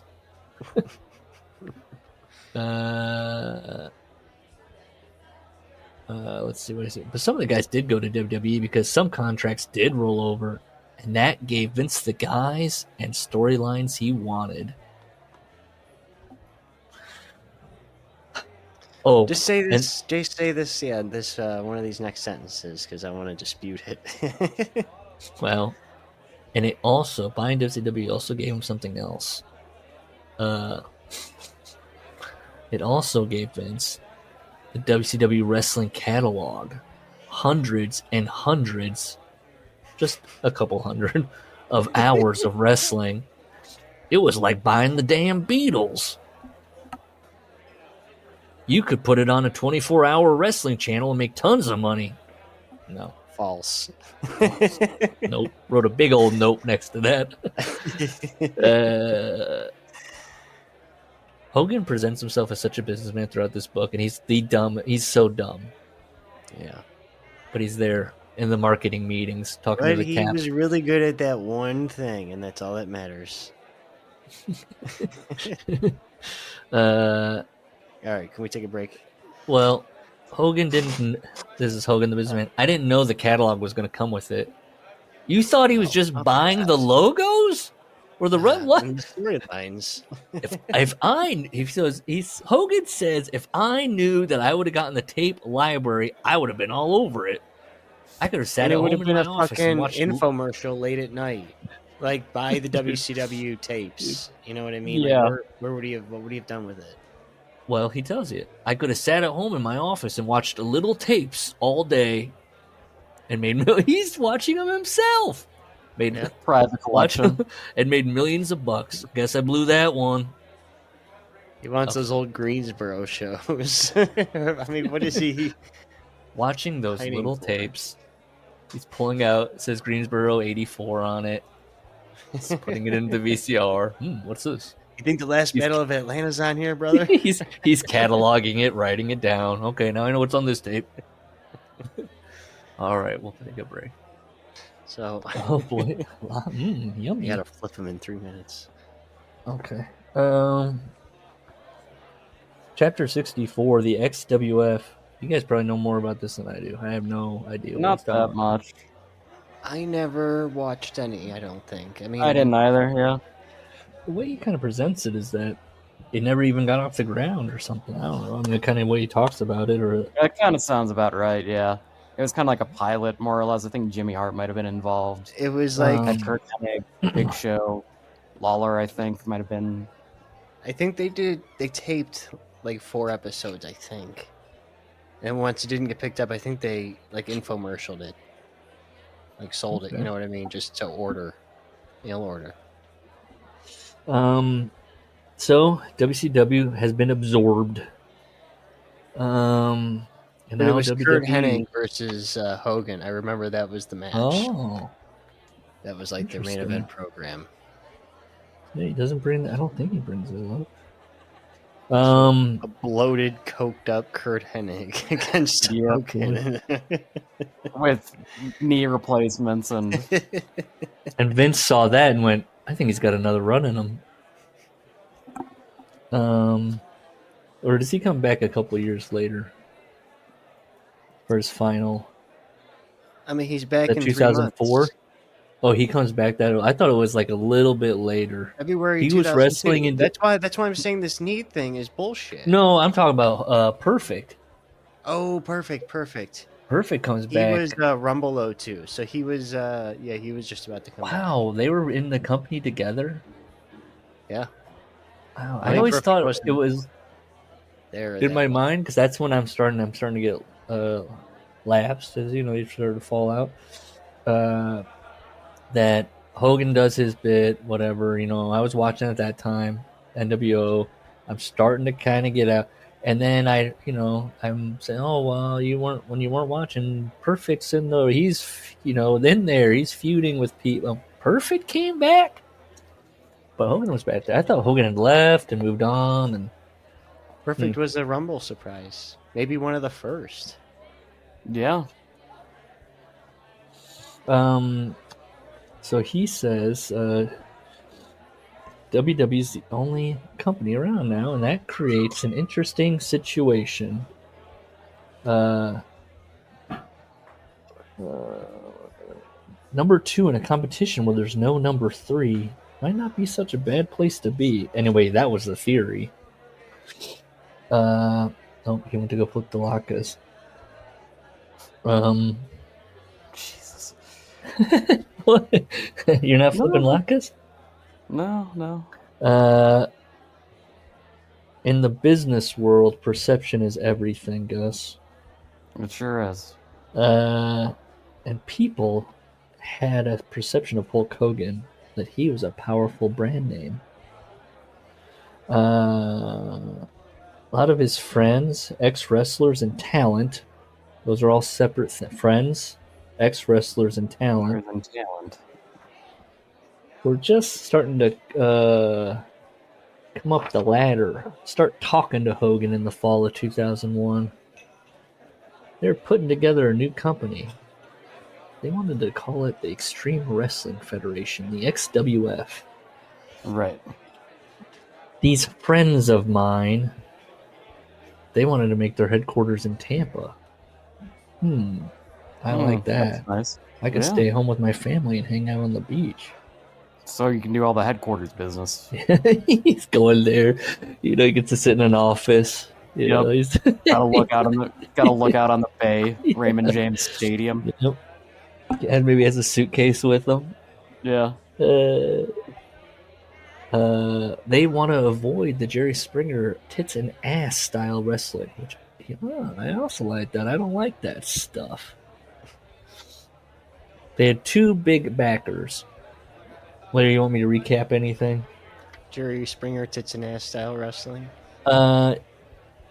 Yeah. Quickly, what you missed It was likes that the XWF is based out of Tampa. That's where they want to do their corporate headquarters, so we can go into the office and execute the duties of a corporate officer. Yes. And yeah, they're not going to do tits and ass wrestling. Okay. Hogan likes that because he doesn't like that. And he says they had two big backers. One was a guy from the richest family in Bombay, India. Oh boy. Uh-oh. And another guy was a billionaire in telemarketing. Become a billionaire in telemarketing. They wanted to do wrestling the right way. This is when people are talking about money marks. This is what they're talking about. They're not talking about... They say they're talking about Tony Khan. They wanted to do wrestling. All they wanted me to do was run the company. Already. That's... Oh boy. Yeah. We're just going to pay to run the company. My dad had just gotten sick at the time, and Hogan is visiting him nearly every day. His dad is 88. How old is Hogan right now? Do we know? 70? Yeah, 72 maybe. Let me... Oh no, we have so many more years left of Hogan. He's 71. Yeah. Are you doubting this Pete story? No, I can't believe that we have Hogan for like another decade, at least. I mean, he's gonna get so fucked up looking.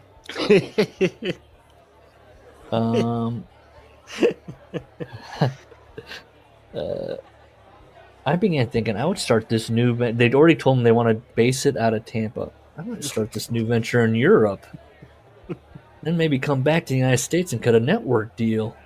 It's businessman Hogan again. Maybe cut a pay-per-view deal. First, we make it a success in Europe. That would be awesome.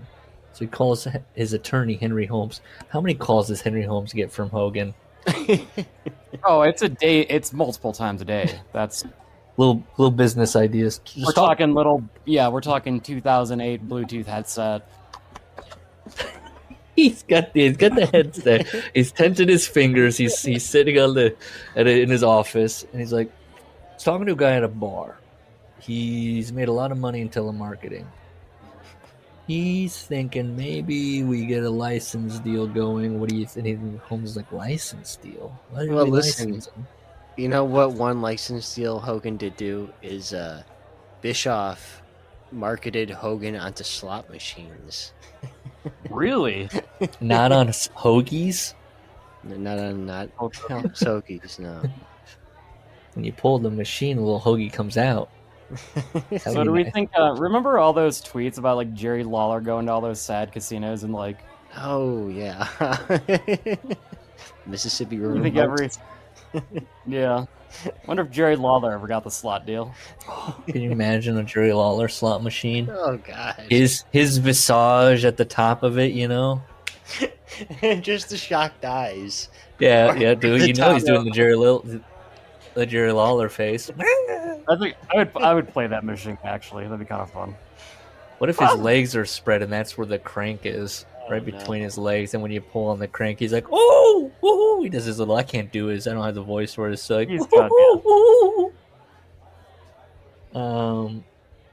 What? You know, he's saying puppies when you get like a jackpot or something like that. And I think actually we should talk to Jerry. I think we can go into business on getting this Jerry Lawler slot machine set up.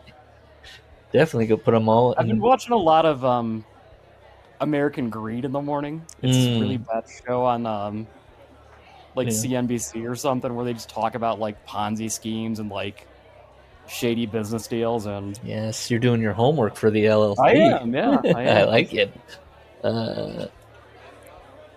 We'll at least have there's always a good run where everyone's having fun. And then the feds come a-knocking. Exactly. So he calls Henry Holmes, who represented DirecTV. Henry Holmes represents everybody, baby. Henry. You gotta see what the guy looks like. Henry Holmes. Hogan says, "Henry, I need that DirecTV account." Hang on. The first thing, if you Google Henry Holmes, it's a different guy, but it says Dr. Henry Howard Holmes, or H.H. Holmes, was an American con artist. Yeah, isn't that that's the murder house guy. Oh, it is. Yeah, remember when we first talked about Chicago, Devil in the White City. He's probably related. American con artist. There he is. That's always great when you're not the same guy, but it's still accurate. There he is. Oh god, he's got that bad old man tan and like the young teeth. Yeah, he looks how you think he looks. Kind of looks like Martin Sheen a little bit. By the way, I watched the knee drop in the Sheik Hogan match. Nothing happens. If Hogan got a devastating injury, he has the power to no-sell anything. So when did the knee go bad, you think? Probably from the dock? That's the legit story. His dumbass jumped onto a dock and it shattered his knee. Well, that's what I can't believe even taking that risk, because like with my foot, it's finally, it will be recovered. We're getting there. But when I'm back, I can't imagine being in a situation where like I'm gonna see a 6-foot drop or something where I'm like, you know what? Let's go for that leap. Sure. Like that's not a risk you got to be taking after a certain age. I have a theory. He didn't take a jump. People are like, you blew out your knee stepping off your boat onto the dock, and he was like, So I take my boat out during low tide, and it got stuck in the mud, and then I usually has the whole thing. He explains I usually just walk through the mud, but this time I'm gonna jump through. So I jumped off the thing, but I landed on my knee. I think he just stepped off the dock like an old man, at 48-year-old old wrestler, and blew out his knee. That's what I think. Wow, I found this like 11-minute video of him being honored for a civil rights activist. How does Henry feel about Hogan? George Foreman. Oh wow! Yeah, so it's a little sit down. Can we get Henry? Can we? That one podcast got Henry Holmes. Can we get him and just say, "How do you feel about Hogan's recent?" Yeah, I forgot he's so recent in the news. So Hogan calls up Holmes and goes, "Henry, I need that DirecTV account." Henry tells him that, well, DirecTV and Vince are doing a contract, but DirecTV would take a close look at any new venture run by me. the XWF backers are telling Hogan that they didn't mind spending 40 or 50 million bucks. They were talking the talk. So Hogan set everything up. He went into the office for 2 weeks. He went into the office. I guess they were like, look, we rented an office in Tampa. We rented a floor at some what do they call those things? The like a strip mall. Like they have like the WeWork stuff. Oh yeah. He's going in other people. Yeah. Hulk Hogan comes in just to sit in a single room by himself, and like Jimmy Hart. They went in the office for 2 weeks to write 10 hours of TV with wrestlers who didn't even have contracts yet. They were going to work for me out of loyalty until we got payroll going. 2 weeks, 10 hours of TV. Vince Russo would not be a fan of those numbers. It started to look good. Everybody was going to go, quote, what is this? And Hulk's running it? Who knows what he's going to do? So it's deal time, baby. Meetings in L.A. They're approaching the point of no return. Hogan says to his backers, the guy from the richest family in Bombay, India, and the guy that made billions in telemarketing. All right, guys, this is Judgment Day. I'm getting ready to guarantee delivery of a product and put myself at risk for $20 million.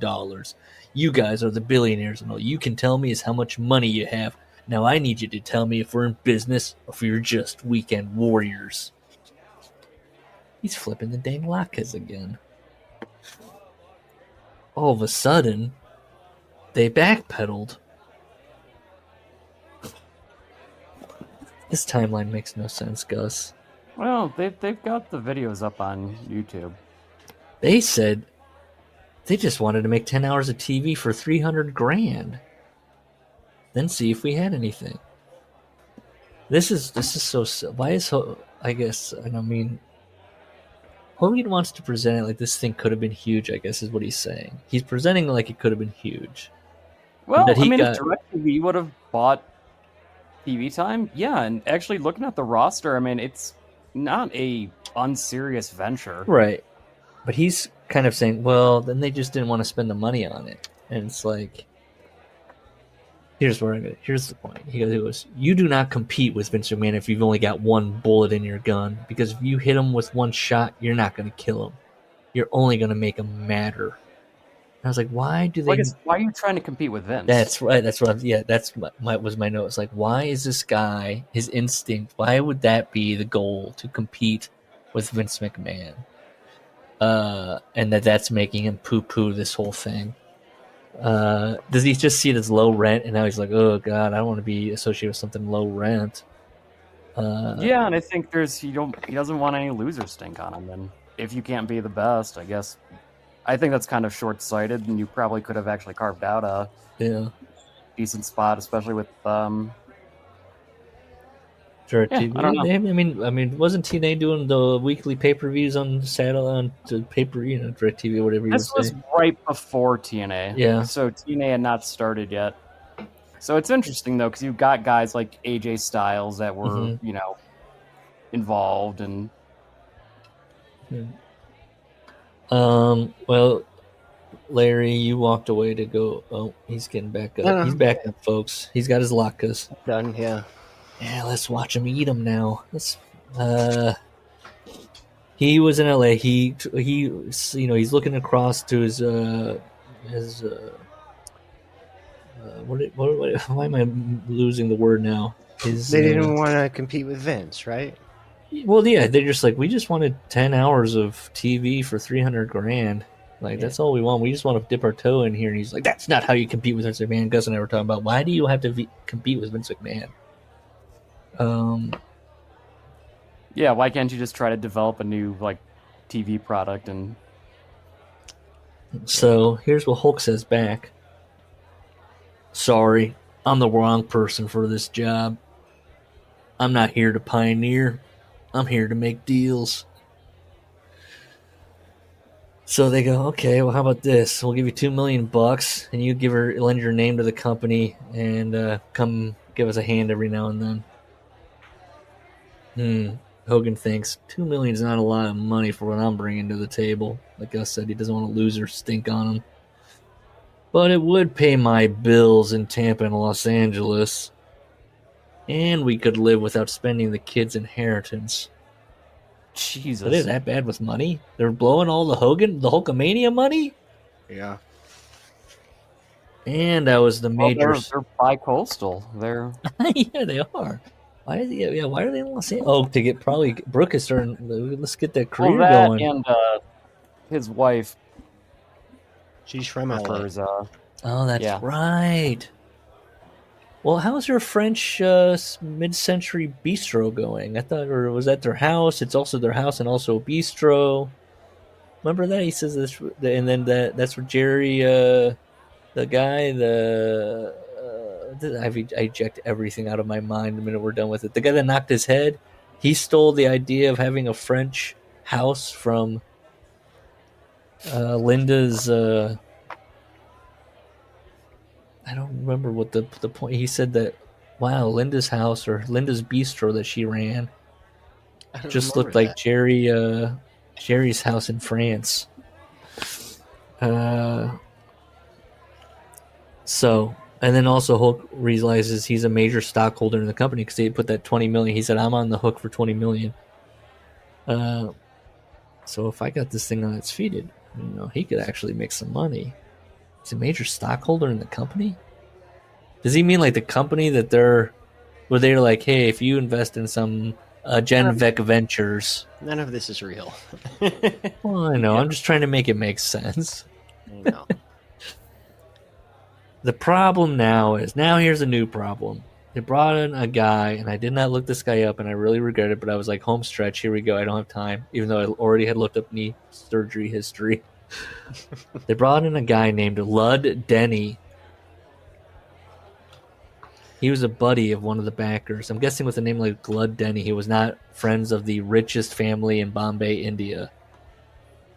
Oh, he founded ProSet trading cards. That's a guy named Lud Denny. Sounds like he founded it. Yeah, Ludwell Denny. I'm not familiar with ProSet. What are they? What's their deal? ProSet, they weren't high class cards, but I remember their football line was really big in like the 90-91. Oh, okay. Yeah, I didn't Google do them, and you saw the logo, you'd know them. Okay. Now I'm doing it. What's it called? ProSet.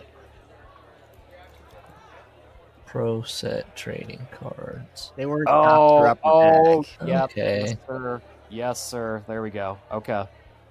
Yep, definitely remember those. Okay. I didn't collect as many football cards. I think I had like a couple packs I'd get every once in a while, Yeah, but I wasn't as a big for guy. Yeah, me neither.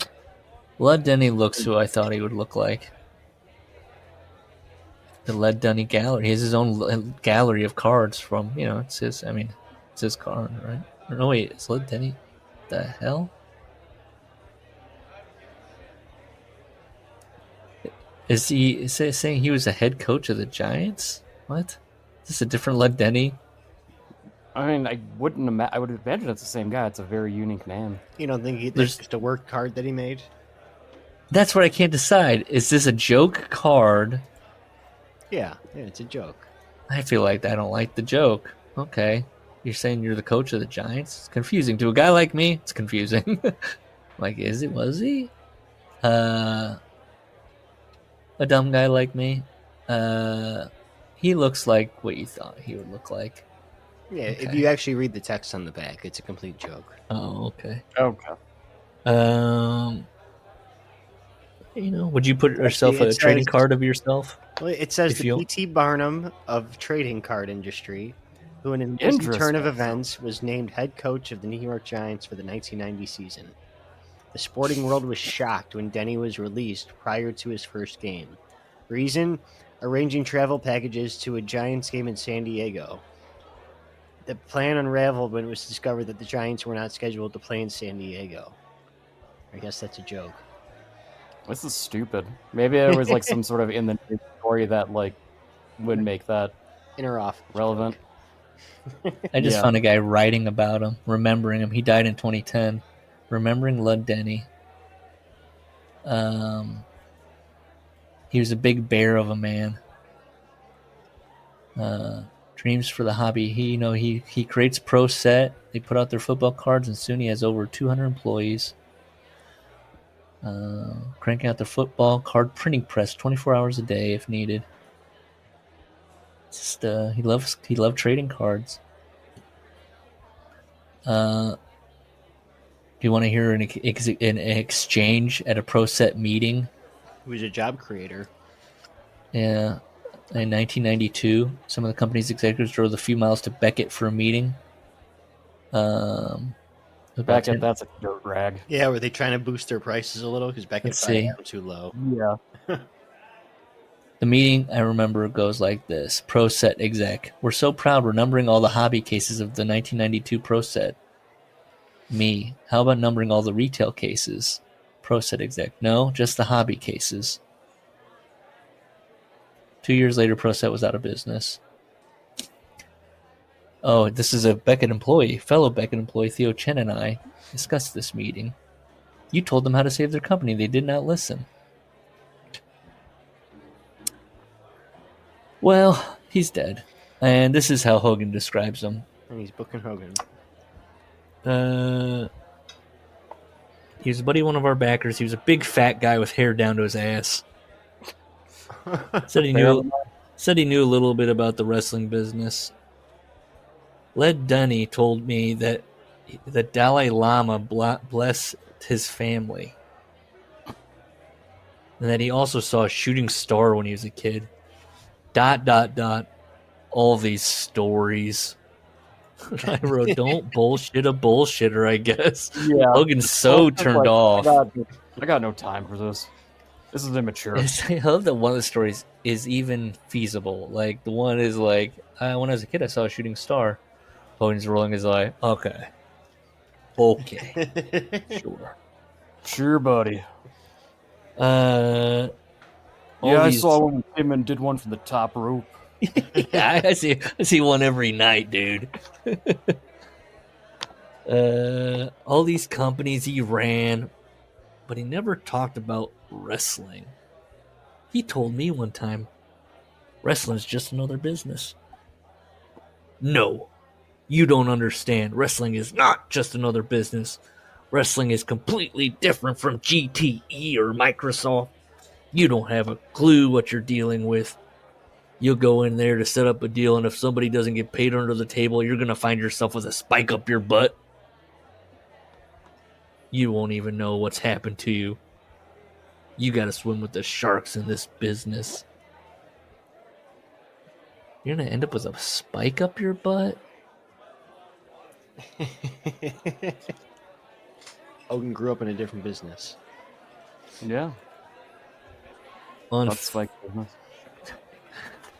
Unfortunately, my name got thrown around before the deal was even inked, and Universal jumped the gun. I'm telling you, we'll get through it all. Universal jumped the gun and put up life-size posters. Just they had heard Hogan's involved. Universal's throwing up pictures that showed me presenting the XWF all through their theme park. A couple of my friends were involved in the company, Jimmy Hart and Brian Knobs. So for my friend's sake, I went on camera and did an interview saying, I don't know what this is going to be yet, so I don't know. I decided if I do decide to wrestle, I'll do it here. I was like, oh, interesting. You're not involved really, but your friends got jobs. Interesting. It says that Valentine was also a co-owner. Oh boy. So they're just giving shares to everybody. Like, Hammer's like, I need some points on this deal. Yeah. Does this have TV rights? Tough Enough's Josh Matthews, who was in their cruiserweight division. There you go. I ordered the DVD set. Oh, really? I gotta watch. Oh, Yeah. fuck yeah.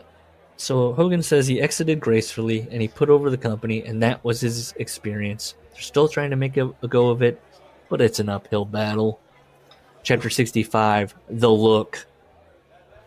He says, you could work out for a couple hours a day, but you're still not going to look like Hulk Hogan. This is just another random ass chapter Michael Jan put in here.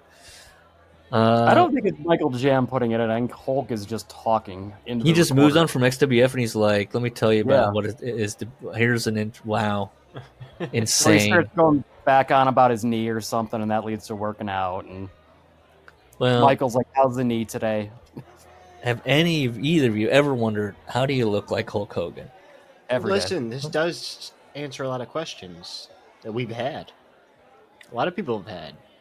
I've never had these questions. I mean, I just could look at him and he says, okay, so here's his first one. You've got to shave your body with a razor. I was like, yeah.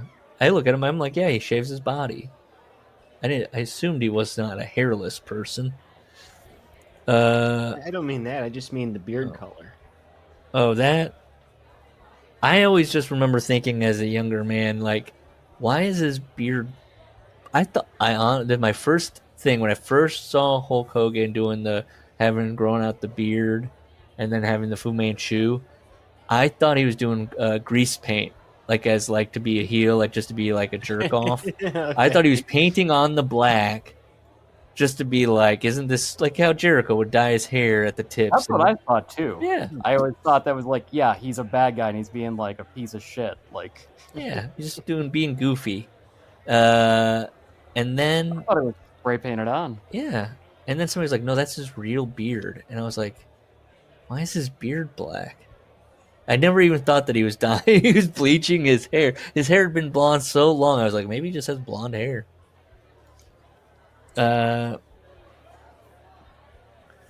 So he goes, use a razor, and if you want it silky soft like a young lady, you got to do it every day. And it grosses people out if you don't, because every 4 or 5 days you feel like sandpaper. He's got it down to a science. He can shave his whole body in 15 minutes, eyes to toes, and then I sympathize with that. As a guy who shaves his head every 3 or 4 days, I dread doing it every time. Why?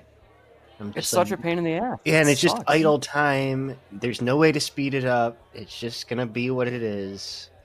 You guys are gonna love that you get yourself nicked, and that's a fucking that sucks. I love that I'm gonna start throwing out. This is gonna be a great conversation. Where I'm like, have you guys ever thought about? It's not about going. You take a thing and you go. Does this make it go fast? You go. You make a sound with it. Is that any? Do they sell any kind of electric razor that's really close? Electric ones don't do the job. It's not skin, huh?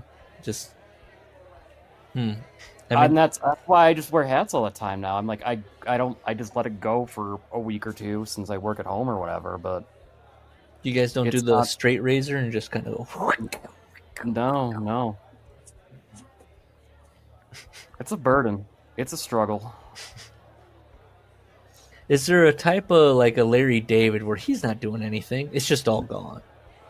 It feels gross on me. I can't stand I feel dirty. Interesting. I haven't attempted it since rehab, so 2016. It's been 9 years since I've attempted to have hair. I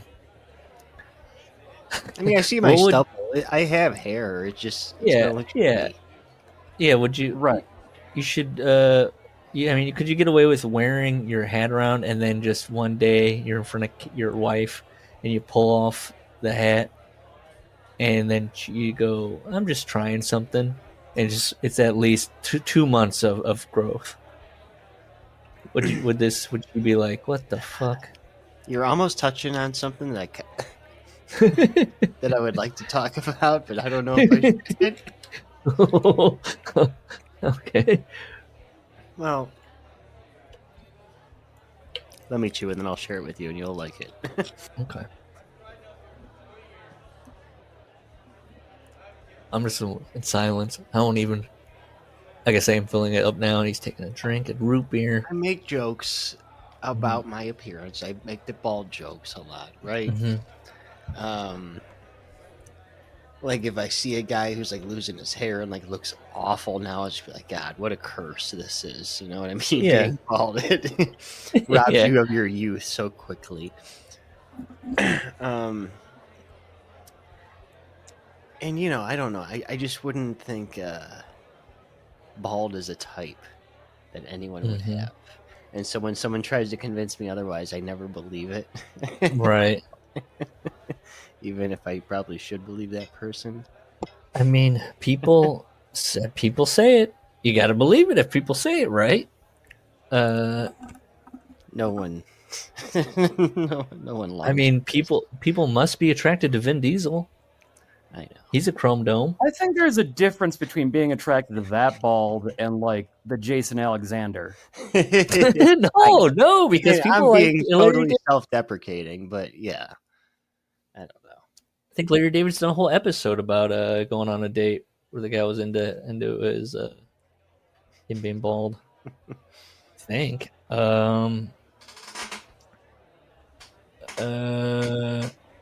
I don't have anything to offer other than when my child was born, I had shaved my head, and so that'll get brought up because there are pictures, and so then she'll be like, "Why did you have no hair then?" Because I shaved my head, and now you're growing it out. I go, "Yeah, now I'm growing it out," and then maybe I'll shave it again. She'll, "Why?"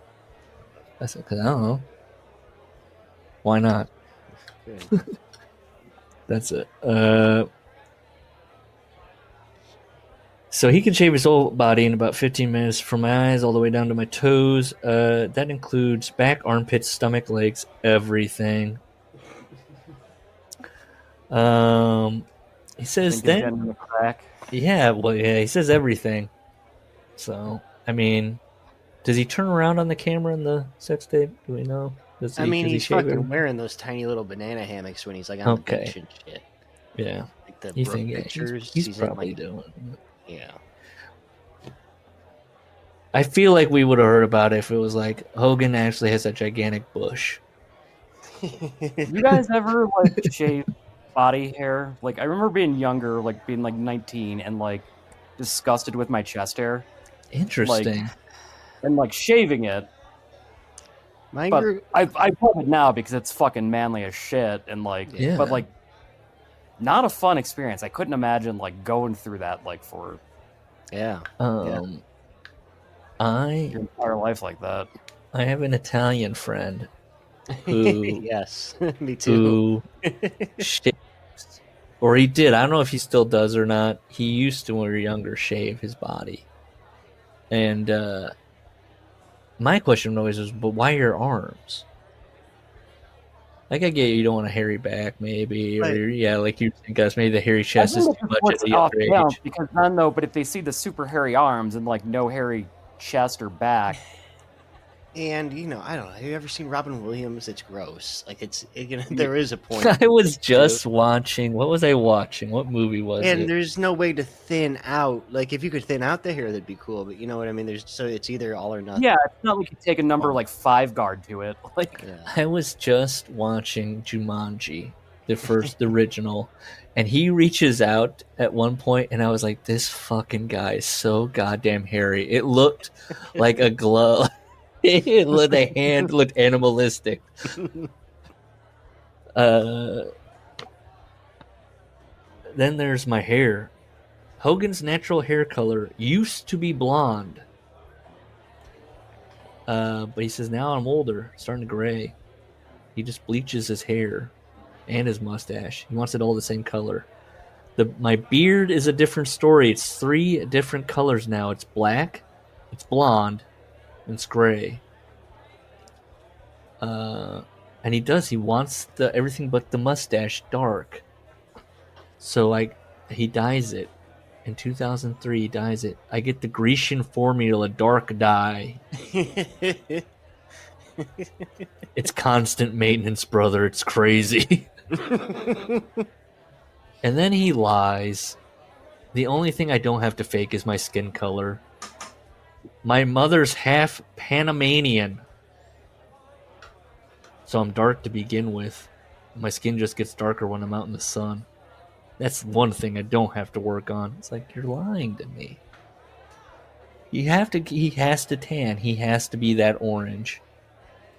Yeah. That like gross. I just saw a wrestler recently and I was like, that is like, what was it? It was in AEW and I was like, that's like Hogan orange. Well, I Who mean, was that's it? fake. Oh, it was Megan Bain and I was like, that's Hogan orange. Hmm. Why do you want to be that color? Man, woman, child. Orange. Well,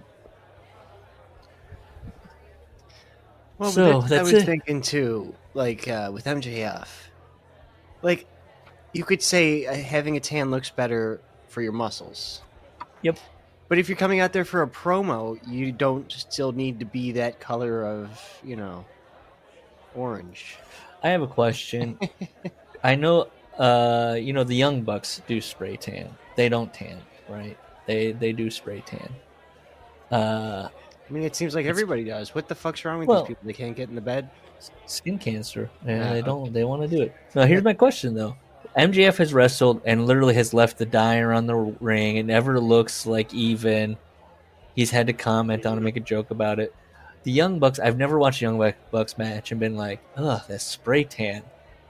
Are they not sharing the tips and tricks how to get an even spray tan at the salon? Or like, is MJF doing it quickly on the car ride over and like doing the like lotions and leaving, not letting it set? I don't know. If Adam Cole got a really good tan, would that help the look a little bit? No, because my cancer-ridden body looks better than his. Wow. Yeah, he's getting both barrels lately. Heard another guy talking on a pod about that, and he was over Adam Cole. It's done. It's over. People are they're throwing in the towel. I told you, I think back in whenever I started working out in January, I said, I want to get to be as big as Adam Cole just so I could show how easy it is. I'm damn close. I mean, he's in look, I would say he's in shape. More in shape than most people. He helped himself in the past couple of months. Yes, recently he seems to he's at least broken out. He's at least getting some growth help. I mean, I don't think he's going to go all the way. He's not going to all of a sudden look like Eddie Guerrero, where it's like, oh, this guy's heart is going to explode. It's the arms that bother me the most for some reason. He might not be able to. Yeah, might not be able to. I can, for some reason, it doesn't bother me with a guy like Orange Cassidy, but if I were to stand across from Adam Cole, he's not well proportioned. No, He's like an all torso guy. He's very oddly shaped, and his gear doesn't help. His entire style, nothing he does, plays to. Because nobody says anything about Kyle O'Reilly. They're just like, yeah, he's great. But yeah, Kyle O'Reilly fights like a technician. He kicks, but he's also got some thick thighs on him. So it's that's true. Right, Cole wrestles like he's a heavyweight man. He wrestles like he's Bret Hart. But you're little. Ray makes. What about Roderick Strong? Roderick Strong doesn't really have much of a build, and he. No, but again, they kind of work that way though. He works to his style. So what can Adam Cole even do? What can he do to get the people off his back? Keith Lee. Oh God! Yeah. And they wanted to shave his head. Is that true? I was just gonna say he needs to shave his head soon. But he did that. You see that picture of him in high school growing up. That's not gonna go good. That's not gonna be a good look. Maybe he could channel Don Callis back in the day. When he kind of experimented with that. Maybe that'll get some heel heat. He's got a goatee, bald head. He's flexing in the ring. He can make that work now. Come on. You think so? Yeah. You want him to dress This is getting so critical of looks because I was going to say I would book him kind of like a Dexter Lumis, be like a psycho fucking guy. Not supernatural though, or serial. But then he's got to go on his YouTube thing and be like, "Hey, Chugaholics," or whatever. I know that's the other fucking issue. He likes playing video games. guys are mean. You know how JBL used to make the Hardys drink a 12-pack? I would I sure make do. Adam Cole fuck a rat in a different city every week just to. You don't know. He's single. Maybe he's doing it. I'm picking it. Why do you have to watch? Make a man. God. Who was the guy who bought the prostitutes of the Von Erich boys? Fritz, the that's dad. right. God damn, what a father. So it's mid-September 2001. He goes back to his dad. He's 88. He's having health problems. So this is before the knee injury and after XFL. I guess. Before... Yes. He's getting old, and old people start to break down. Here's what has happened to his dad. In his 70s, he had 5-way bypass surgery, got his hip replaced. Then he had a stroke. The stroke paralyzed his throat, couldn't swallow food. It's going into his lungs. He got pneumonia. Doctors did a tracheotomy. That's where he's at. He's going to see his father almost every day until his death, December 28th, 2001. Let's call it Christmas time. But he said in one of their many conversations, he said something that Hulk Hogan would never forget. Terry, I don't like what that guy Russo did to you. And I don't like the kind of wrestling I see on television these days. Go back and fix it, Terry. Go back and fix wrestling. Did he already have the tracheotomy? Well, does he have a box? Well, he's just on death's door. He says it. He's just weak. Yeah, but isn't it trach where they cut the Well, he hole doesn't in have the your tracheotomy yet. throat? Okay, all right. I'll get there. Okay. I'm just trying to do guy that's like he's getting visited by his son every day. You don't want to go to the full box performance like Terry. Yeah, he's just weak. The food's going into his lungs. That's why he gets the tracheotomy. Yes. Terry, go back and fix wrestling. Fix what happened to you. Then he got the tracheotomy. And he can't talk anymore. And he saw Vince McMahon on TV on Monday and Thursday nights. And I guess Hogan is there watching the product. He's going, man, Rock and Undertaker again? His dad, he would perk up and a light would go on in his eyes. Actually, around the time Hogan's going to decide to come back, Jericho is the champion. Oh, boy. That's what that Hogan is thinking, I got to fix this. But so he's seeing Vince McMahon, his dad, and his eyes are lighting up. And even though he couldn't say it anymore, I could hear it. Go back and fix it, Terry. Go back and fix it. After his dad passed away, he got a call from Vince, against the advice of some of his people who thought I was too old or had too much of an attitude. Remember that. The attitude thing. So he asked him, do you want to come back? And he's thinking about his dad, and he goes, hell yes, I am. What, do you want to work with Rock at WrestleMania? Let's do it. Vince didn't know if he wanted me to lose or win. Hogan says to Vince, I don't have to win. I just have to have a good match. Let The Rock beat me. Let his movie come up. Let him make millions of dollars. Let him make all the wrestling world look better. Then we'll see. He brings up Dr. Rapici again. I don't Vince, know what he's talking about, this DirecTV deal. Hold on. Okay. Vince told Hogan, I just need you for 2 Raws, 2 SmackDowns, 1 WrestleMania. So basically the month of WrestleMania. A total of 5 events a year. Turned out to be a lot more than that, but that's what he thought. He wants to undo the damage WCW had done to his career. Vince tells him Kevin Nash and Scott Hall are coming back too. Well, would you put the New World Order back together? Yeah, that could work.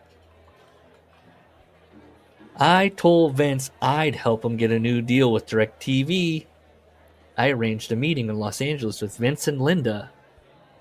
We're back to Hogan's coming back to WWF, and he's going back to like me and Vince are making deals together. Now, yes, keep in mind, as Larry pointed out, Henry Holmes already told him when he was doing the XWF thing, well, DirecTV and Vince are working out a deal, but they'll take a look at this XWF thing. And I don't see anything about this, like even being like a little like business photo op thing. Yeah, he goes, he's me there with Tim, Vince, Linda, Henry Holmes, Michael Thornton, one of the key executives at DirecTV. In the end, he does this a lot. In the end, Vince McMahon made the deal with DirecTV. In Hollywood, Hulk Hogan was going to wrestle for the WWE and on DirecTV. I was like, what? All right. Want to hear a funny one? What? 2012, July. Video. Hogan urges fans not to let DirecTV drop Spike. Does he have pull with him or not? I mean, he's got to ask the fans. He's calling Henry up. Get Michael Thornton on the phone. They're dropping Spike. And he's like, Michael Thornton hasn't worked there in years, Terry. It's like when Carmella's father says, get Pudgy Walsh on the line. And they're like, Pudgy Walsh retired, sir. The world's passing him by. He needs to feel viable, validated. This is, the Hulk's about to, he would tell you, one needs to feel validated here. How would guys like The Rock and Triple H receive him? I was the star for a long time. How would they take that? Vince told me, well, people will be easier to accept you if you use the same locker room as everybody else. Well, that was no big deal. I'd only had a separate dressing room so Vince and I could talk without being interrupted. That's the only reason I didn't dress with the boys. Okay?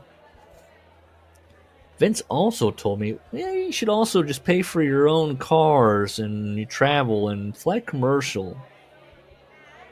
Hogan's like, okay, I can do that. It's like, Vince, is he really? Is Hogan pitching that Vince is basically just being like, well, you're going to be a contracted wrestler to me, so you should do all this stuff, and maybe people, oh yeah, okay, I can do all that. I still didn't know if he was going to get heat though. Maybe they had resented him or will resent him. It could turn into trouble. I think Terry's starting to think about all the violence he thinks that's going to be inflicted upon him. Threat of violence is always around the corner. Yeah. Sure. Kevin Nash and Scott Hall had the same misgivings. And he adds, we had been at each other's throats back in WCW, but that was water under the bridge. Boy, that would have been interesting to read about, but we kind of just blew through WCW. No real, just a brief mention here or there. No real details why or what was going on. Yeah. So we took an oath. We'd watch each other's back.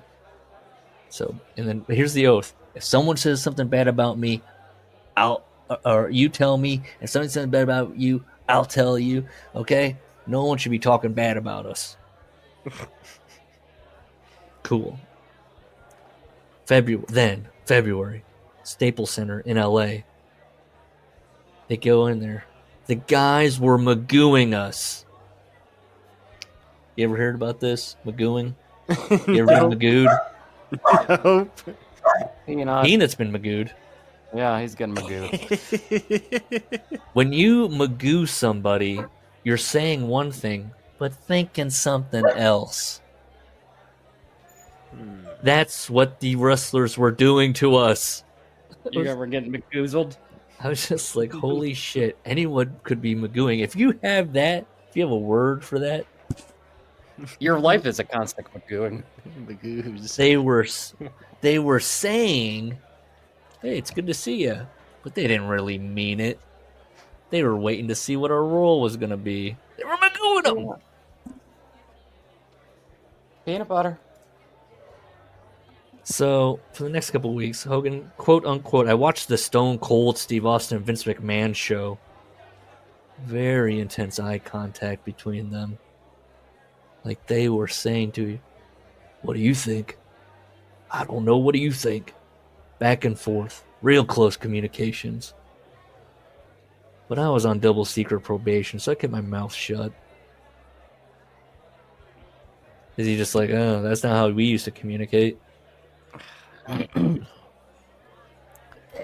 So, NWO shows up on WWE TV February 17th, 2002 in Milwaukee, No Way Out. The Rock showed up to greet the new guys, and that's when it started to get weird, brother, quote unquote. Things are going to get weird. The Rock had been on TV every week. He's going to be a star in a multi-million-dollar movie. And I had just come to Milwaukee with nothing but past accolades. Aw, shucks. But then, and everybody thought The Rock was going to get more cheers, but actually, 60-40. I was almost getting the same reaction he was. Here we go, Hogan once again. I said to myself, oh boy, this could be a problem. Cut to Allstate Arena in Chicago. Now it's 50-50. Quote, it's getting scary, brother. No matter what he did, he just recounts the feud. No matter what I did, the fans still loved me. In March, he's in University of South Florida wrestling Rikishi. Fans are cheering him. He's saying, you people stink. They're going, yay! I couldn't figure out what I was doing wrong. I couldn't get the fans to boo me. Yeah, as he sat there and like routinely lapped up like 10 minutes long. Put his hands on his hips, did the aw shucks. Who and I have to ask, who is he telling? Like, what is he doing this routine for?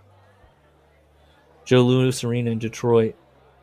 Now it was definitely 50-50. Then in the Gun Arena in Cleveland, Vince McMahon said, "Oh my God, this was not the way he had planned it." Or I'm sorry, we had planned it.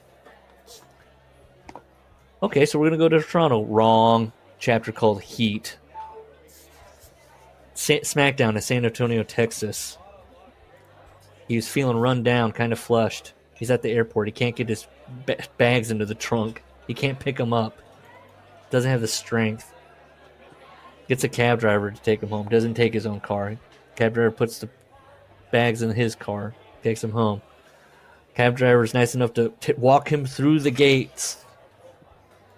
And he's on his little cobblestone courtyard.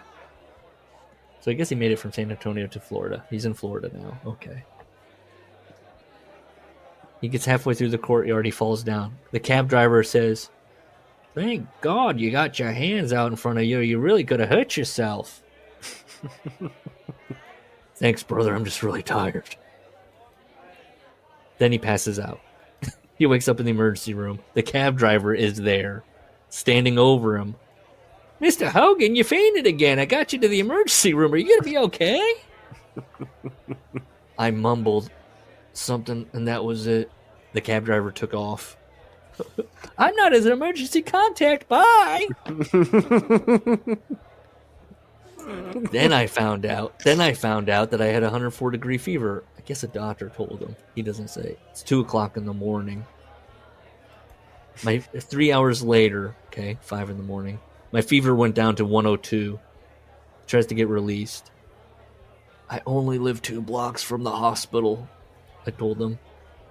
I guess they finally let me go about 5:30, half hour later. So at 5 o'clock, he said, "I live 2 blocks." Okay, they go, "Okay, we'll get it going." He leaves 5:30. He's guessing this is all guesswork by him. He crawls into bed. He sleeps. His wife doesn't even bother him. That's something he puts in there. He wakes up at 4 o'clock in the afternoon. And then he writes, "I'm just glad that the cab driver picked me up off the ground that night because I fell right by the garage door, and my wife never looks when she backs out of the car. She would have backed over me at 8 o'clock in the morning, taking the kids to school, and I would have been dead."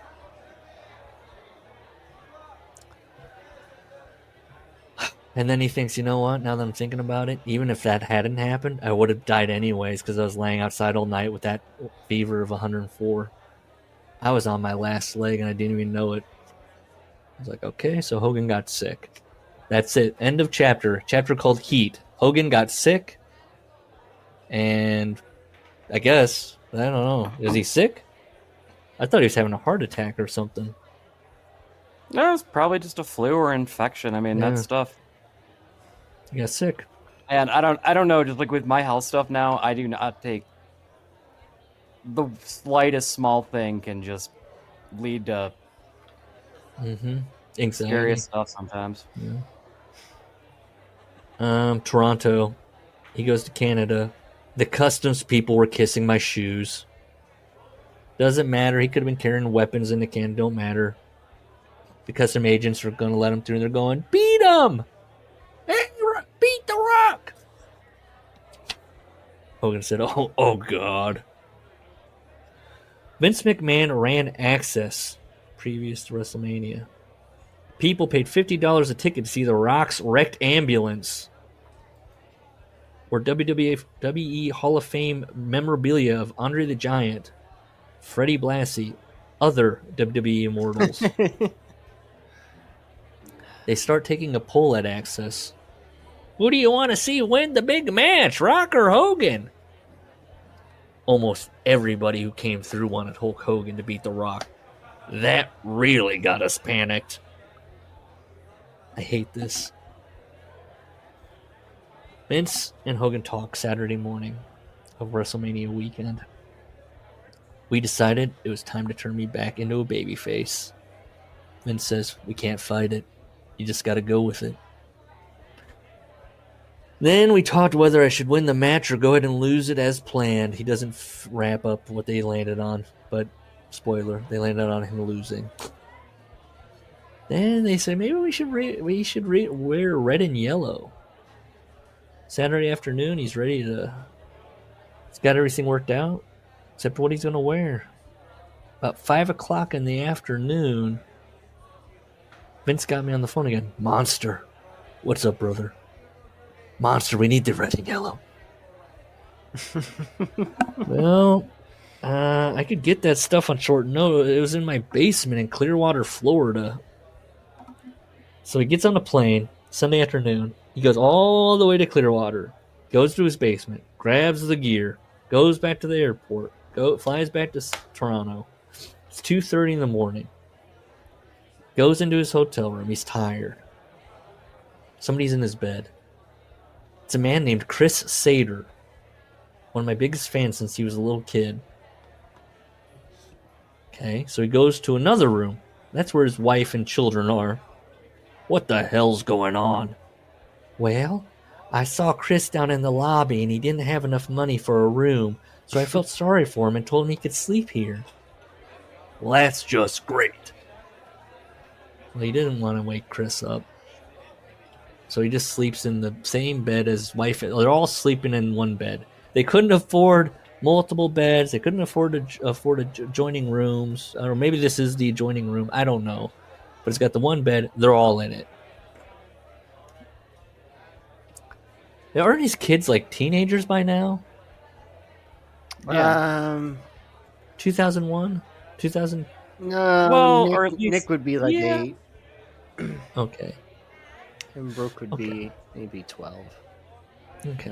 An 8 and a 12-year-old. They're all. I just in the remember room doing Nick at the 2005 WrestleMania had terrible acne. I was like 13 years old. That's the only reason I can have like a date marker. Okay. And Hogan's hanging off the bed. He can't fit in the bed. He's going, son of a bitch. Son of a bitch. All I want to do is sleep. And he says it cost Vince McMahon $18,000 to do this gear fetch quest. Here's the kicker.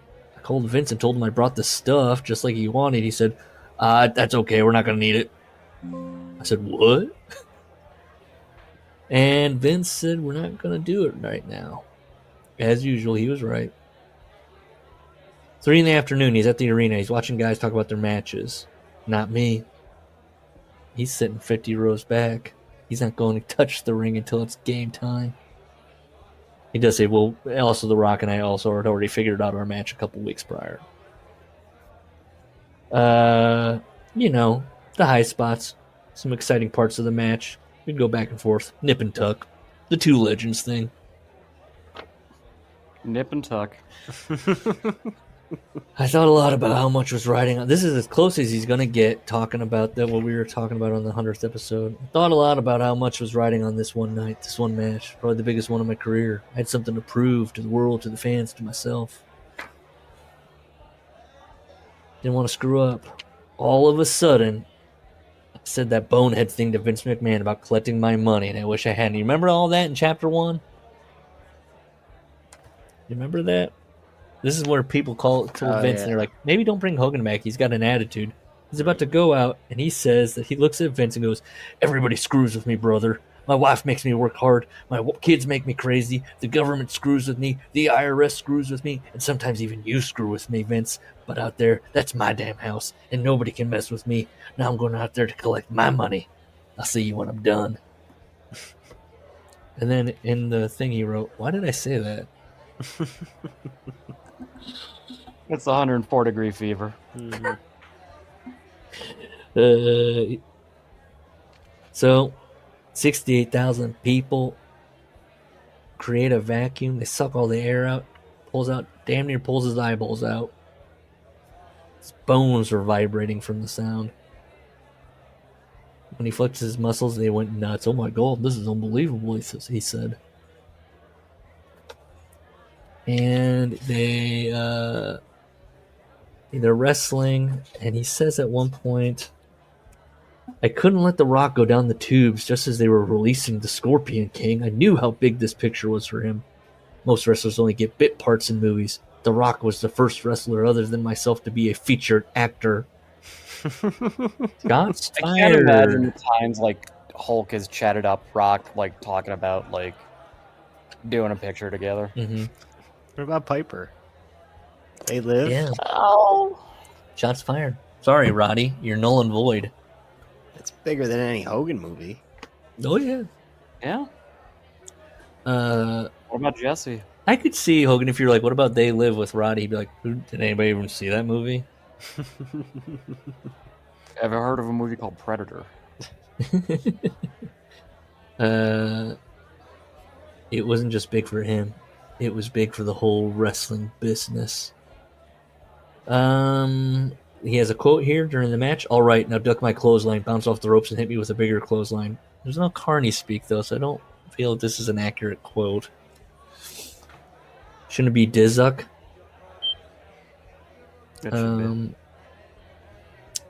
Fans are chanting, Rocky sucks. At that point, I got scared.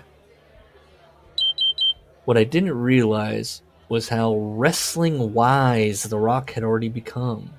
Most guys would have panicked in that situation. He was going to get the crowd on his side by acting bewildered and off balance. Didn't he just switch role? Didn't Rock just start leaning into the, Didn't he just kind of do a little switch? Okay. Doesn't really say that. He just keeps acting like The Rock, like that he pulls the crowd around. The Rock helps, but I don't know. The Rock tackled me. His shoulder rammed into my broken ribs and cracked them all over again. Told The Rock, I'm hurt. I can't breathe. The Rock's going, come on. Stay with me. As the heel, I was telling him, duck the elbow. Watch out for the hammer. And Rock is saying, keep going. Don't stop. At that point, we were talking to each other.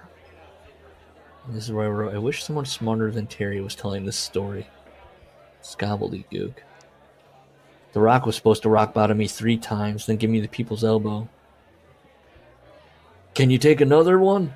No, I said. Come on, brother, one more for me.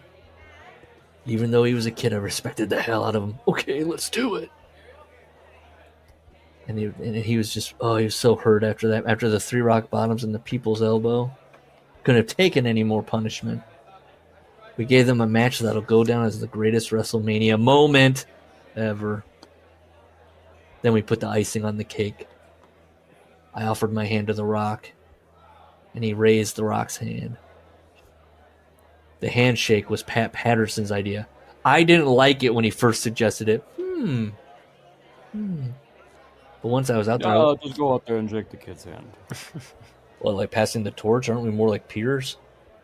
Like colleagues? Or is he really like... that? Like, is he younger than me? Do we even know? And he's out there, he goes, hell yeah, it works. The story was The Rock might be Mark McGuire, but the bald-headed guy next to him was Babe Ruth. He's bald! Then he goes over the NWO stuff. He recaps that. And that match made him realize again, he finds his love of pro wrestling, and magic can happen when you're out there, brother. Magic. The Rock was perfect, beyond perfect. I was crying like a baby. He goes backstage. People are crying. They're wiping their eyes. Brett must have just wrestled. People were so moved by this passing of the torch. The people that had doubted him, they were wrong. They had said, we told you he's got a bad knee and a bald head. He can't do it anymore. They proved everyone wrong. The Rock and I did that. I was just like insecurities left and right. Chapter 69, kids who imitate wrestlers. We warn kids all the time. They think they're invincible. One night, after I came back to WWE, they told me, who's they, we don't know, they're going to swing a chair at me and they're going to send it, quote unquote. I've been in the wrestling business more than 20 years. I didn't know what they were talking about. In the ring, they hit me with the sharp parts at my face. Not the flat, the sharp parts. Thank God I got both my hands up in time, or I would still be in the hospital. Or maybe dead. Now I know what send it means. It means no regard for safety whatsoever.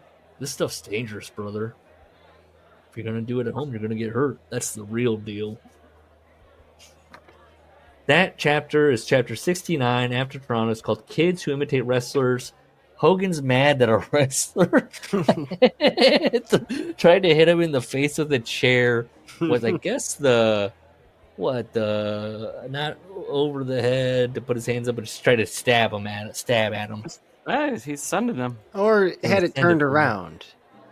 Because, Yeah. if you try to hit him with the curved, like Yeah, the edge, maybe that'd fuck you up. They hit me with all the sharp parts. Chapter 70, last chapter. What's old is new. He says again, Vince McMahon said he would only need me 5 days a year. But guess what? Hulkamania is back, brother. It's back with a vengeance. After WrestleMania X8, Vince McMahon said, we sure stumbled onto something here. And Hogan said, boy, we sure did. Vince says, I want you to work with Triple H. Hogan says, sure. I'll put him over. Then a week later, Vince comes back and goes, I want you to beat Triple H and win the belt. I said, fine. Oh, he's so... Fine. I'll do it. And I won the belt for the 6th time. I'd won the championship, something I never thought would happen. It's funny. I wrote, it always is. It's always funny. Hogan wrote, it's funny. The one guy who didn't believe in Hollywood Hogan was me. But now he's sitting there and he's being bitch slapped by Hulkamania. Damn, brother. It's strong. How's his knee, you're wondering? What about your knee? I've been wearing a brace on it just as a precaution. But if I fall on my knee now, it's like falling on a cloud. The one thing I don't understand is why the fans love me so much. I don't do many moves. I'm pretty limited. And I sure as hell don't look like Brad Pitt. You don't impress me much. Maybe they see some grizzly warrior who stood the test of time. I don't know. You guys have any thoughts on why fans were like gaga? It's because WWE fans are mutants, and they were gaga for the red and yellow after a amount of The time. product was bad. You know, Yeah, you needed a hero. Post Invasion, it was. I mean, the Invasion itself, just so fucking stagnant. Hogan was a breath. It was just Rock and Undertaker all the time, man. Yeah. Well, he didn't have to carry WWE like the old days. Remember that? All the shoulders. It's an ensemble. Now it can be carried by The Rock, for instance. I can draw money with that guy for the next 10 years. He's the best. And he says that he hopes Rock gets a bunch of movies, so they go, hey, what about this wrestler? What about that wrestler? Could we be making movies with all these wrestlers? The better The Rock does, the more... Remember, and, The Rock did... He's right. The Rock did become a major movie star. And look at all these movie star wrestlers. One other one that came after The Rock, John Cena. Even he, I would not qualify him as a box office success. Batista. It did open up WWE films. Yeah. So MJF, Miz, got all those guys their little bullshit movies, which were as big as Hogan movies. So yeah, it did. So point to Hogan. Yeah. I think what's dancing in his head though is like, there's all the action stars are coming out of the WWE. It's going to be a little movie factory. Chaperone was bound to take off, but I know. Think about Batista. Remember Paul? Paul's in Blade. No, that's Paul is who I'm talking about. The Chaperone. Yeah. The movie with Lisa Simpson. Well, now, what a segue. Because now he says, and okay, here's why I bring this up. So in this, where he's talking about carrying the burden, there's a picture with him and Triple H. And Triple H is shaking his hand. And I was not watching, I believe, at this time. And I just was laughing because what happened was, and here's my theory, and I haven't not watched it. I don't know how this is played. But Triple H saw The Rock passing the torch thing with Hogan and how big it was. And he was like, as he often did in his career, what if I also did that? I disagree. I think Hogan trumps, and Vince's feelings on Hogan at that time would have trumped anything. I think Triple H probably knew that and was probably cool and went along with it, but you don't think Paul wanted a pass the torch moment with Hogan as well? Where I guess Paul's losing the title, so I guess Paul is acknowledging Hogan's greatness there. Sure. No, but I remember there was like a post pay-per-view, I think it was like on the website, interview with Triple H, and he's like, oh, to go out there with Hulk Hogan was such an honor and a dream come true to electrify the fans like that. It's like, oh, what a fucking kiss ass. Like, you were knocking him like a year ago. It just seems like Paul's always right behind The Rock. He hates that he's the B to the A. Oh, yeah. And he said, so Hogan says another guy carrying the burden is Triple H because people said he left WCW because of me or because of people like me. Well, guess what? Triple H went and became a main eventer in WWE. And of course, he had a couple of years of Titan training. He'd become even more solid as a person. Triple H, the businessman, has so much in common with me. Oh, he's an idiot. I think we could actually become very good friends. And let's not forget about Vince McMahon. Eric Bischoff used to say, this would piss Hogan off. Eric Bischoff would come in and say, we're putting McMahon out of business this week. That's it. He'll never last another week. And Hulk Hogan would be like, you don't know what you're talking about. McMahon was going to come here and murder us before that ever happens. Vince McMahon is a fighter. And now we can just sit in a room, air out all our grievances, and say, all right, you're totally wrong, and I'm totally wrong. It's just an extreme pleasure. That conversation has never taken place. Vince McMahon has never sat in a room with Hulk Hogan going, you know what? We're both kind of wrong. Anyways, it's nice to get together like this where we're both wrong. Let's agree to disagree.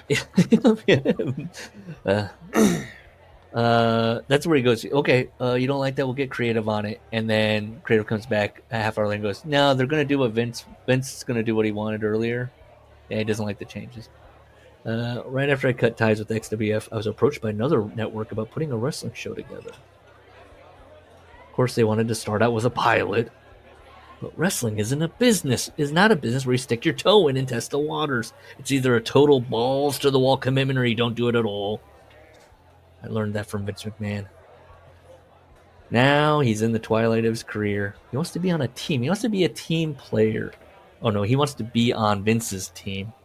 That's what it is. I apologize. I don't want to try to compete against God in heaven or the devil in hell. I definitely don't want to compete against Vince McMahon in the wrestling business. Oops! When does he do TNA after 2003? How far are we from TNA? TNA goes in January 4th, 2010. So it's a minute. It's a while from this book. He forgets about all this. Yeah. Vince, a couple weeks ago, from writing... But hang on, but you got to note, he leaves in 2002 in a disagreement. Yeah. After Brock beats him with the bear hug and bloody. That's right. I remember that. He comes back in 03 to face McMahon at WrestleMania. Right. And then does the Mr. America thing, has another falling out, and leaves. Mm-hmm. And then comes back in 05 for the Hall of Fame and the Shawn Run, the Randy Orton match. And that's it. Oof. It's just was the return, diminishing returns each time. Yeah. Well, it's because Paul crashed the company when he was the focal point, and they had to keep going back to the Hogan well. Let's be honest. Hey, I've said it many times. When I realized it was going to be the Paul show, that's when I said, I'm not going to watch this anymore. I'm over it. I was like, okay. I've been seeing a lot of segments with Triple H, and I don't like that. Fucking Harley Race sideburns. Trying to make Bubba Ray Dudley a star. Like he's Al Madrill in Texas. A couple weeks ago from this book, Vince said to Hogan, I had Hulk Hogan during the 80s. He's saying this to Hulk Hogan. When we took wrestling to a fever pitch. But I've never had anybody as hot as you are right now. He's never seen anything like this, he said. Well, yeah. It was something. Yeah, you just had Steve Austin not too recently. I feel like he's but something. The Hogan stuff, man, like, if you go back and watch some of those, like, on that Victory Lap tour, it is louder than Austin. Yeah. I'd have to... However... I would say I'd have to go back, but... Vince's reaction should be gauged with, remember, I think Meltzer says after Mania 9, McMahon was like, happy days are here again. Like, this is going to be like... Yes. He's always chasing his Avalon. Yeah. Of that first boom under his belt, That's his first big, Proved his dad. He could do it. This is going to be... So now here's Hogan. This time it's going to be bigger than the 80s. I guarantee you. It's going to be bigger this time, brother. Remember, I said that. Mark it down. Was it bigger than the 80s? These are going to be some of the lowest years of the company until, like, now. Coming up. Well, up until, 2019? It was looking pretty bad in 2018, 2019 was so bad, they blamed it on Seattle. God, do fans remember? I know it's only about 6 years ago or whatever, 7 years ago, but man, listening to Observer Radio then, and Dave's going, it's just dropping. They're just shearing their viewership down to the absolute hardcores. I could actually walk away from it now if I had to. I'd do it if my wife cussed me out. Said, that's it. You're not Hollywood Hulk Hogan. You're embarrassing me running around like an idiot in your trunks. Oops. Another oops. Oopsie. He's not out there embarrassing himself, tearing his shirt off. It's fine. He can quit whenever he wants. If Linda told him, you're done, I'd be done. It'd be over. I've proven my point. I've put an exclamation point on my legacy. I don't have to be in the spotlight anymore. I can be content shaving off my mustache and just being plain Terry Bollea. I can let it go at any time. I wrote, how are we doing? How are we doing with this, Terry? Private citizen Terry Bollea. Right. Filming an Instagram video with his third wife, fourth wife, eating popcorn as his wife. Letting it go. Has a meltdown. Letting it go. No longer shaving the body. Real Gray American beer. Letting Jimmy, it go. I know it'll end someday, but it won't be today. I like Gray Sting. Oh no, there's nothing wrong with it at all. He is not letting it go. He's doing. I know that's what I'm saying. Steve is letting it go. He Right. said, "Look, I'm not doing this thing anymore. I'm not doing the makeup. It's bullshit. Whatever." If Hogan he just did it with the Saudi Arabia thing not that long ago. But they're like, "We're gonna trot your ass out there." Okay. I think Meltzer even said during that time, if they told Hogan they might give him another run, he would do everything in his power to hit the boot up, get the leg drop down. He thinks he has another run. Yeah. That next run's always right there, man. Waiting for the call. I know it'll end someday, but it won't be today, brother. It won't be today. That's how it ends. No thank yous. Everybody else has put thank yous in it. Not Hulk. Do we have any more progress on the MJF interview?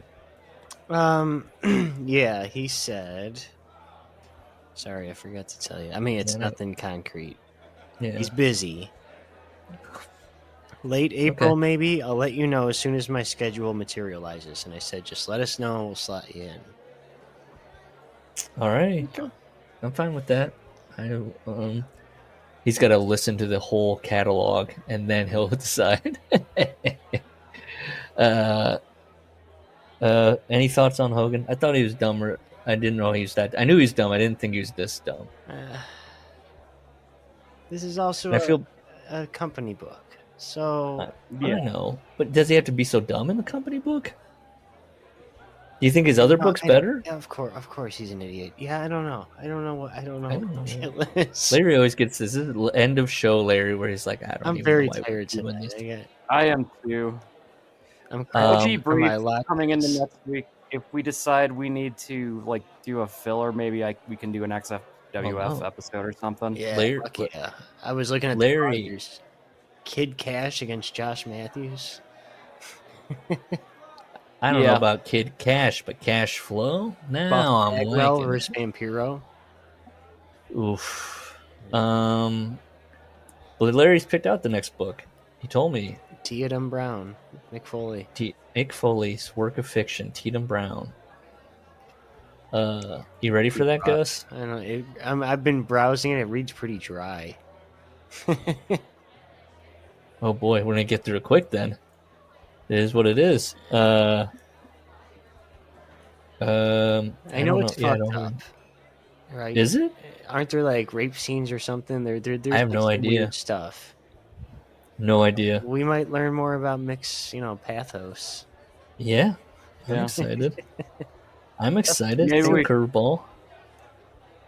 250 pages of fiction will reveal something about a man. Yeah. Oh, for sure. It's just him and the keyboard. Born again Christian. I mean, the book takes place in what would be his childhood, so I think we can project. I'll just say that. And we will, no matter what, anyways. Let's think about the author. What is he trying to get across, I think we're going to get some insight into his father as well, which I think is going to be fascinating. Larry, you know that when you write, you pull stuff that you've heard or that you've been thinking about, and you pull from people you know. I mean, David Sedaris has written a whole bunch about this, about people in his life being like, why did you write that about me? Or did you have to share that little bit? I don't know. We'll see. That would happen. That would happen if I was a successful writer. I would absolutely share stories. You gotta, yes, you just tweak them. You gotta take what you know or what you've seen and tweak it. Or you just own it, like Burroughs did, or not Burroughs, but Kerouac. You know how he changed all of the beats' names, but he had code names for them. Yeah, well, that's like Hank Chinaski, even that. I was gonna say, but even if you get into sci-fi, it's like when George R.R. Martin was like, "Oh, I want to write about these certain historical events, but what if it's dragons? And what if I take the UK and I turn it upside down, and now we got a special war." It's like, yeah, they're just still drawing from George Lucas with the Star Wars stuff. He's just still drawing from stuff you've heard, stuff you've seen. He's creating whole cloth original ideas. That's always my complaint with aliens, like the depiction of aliens.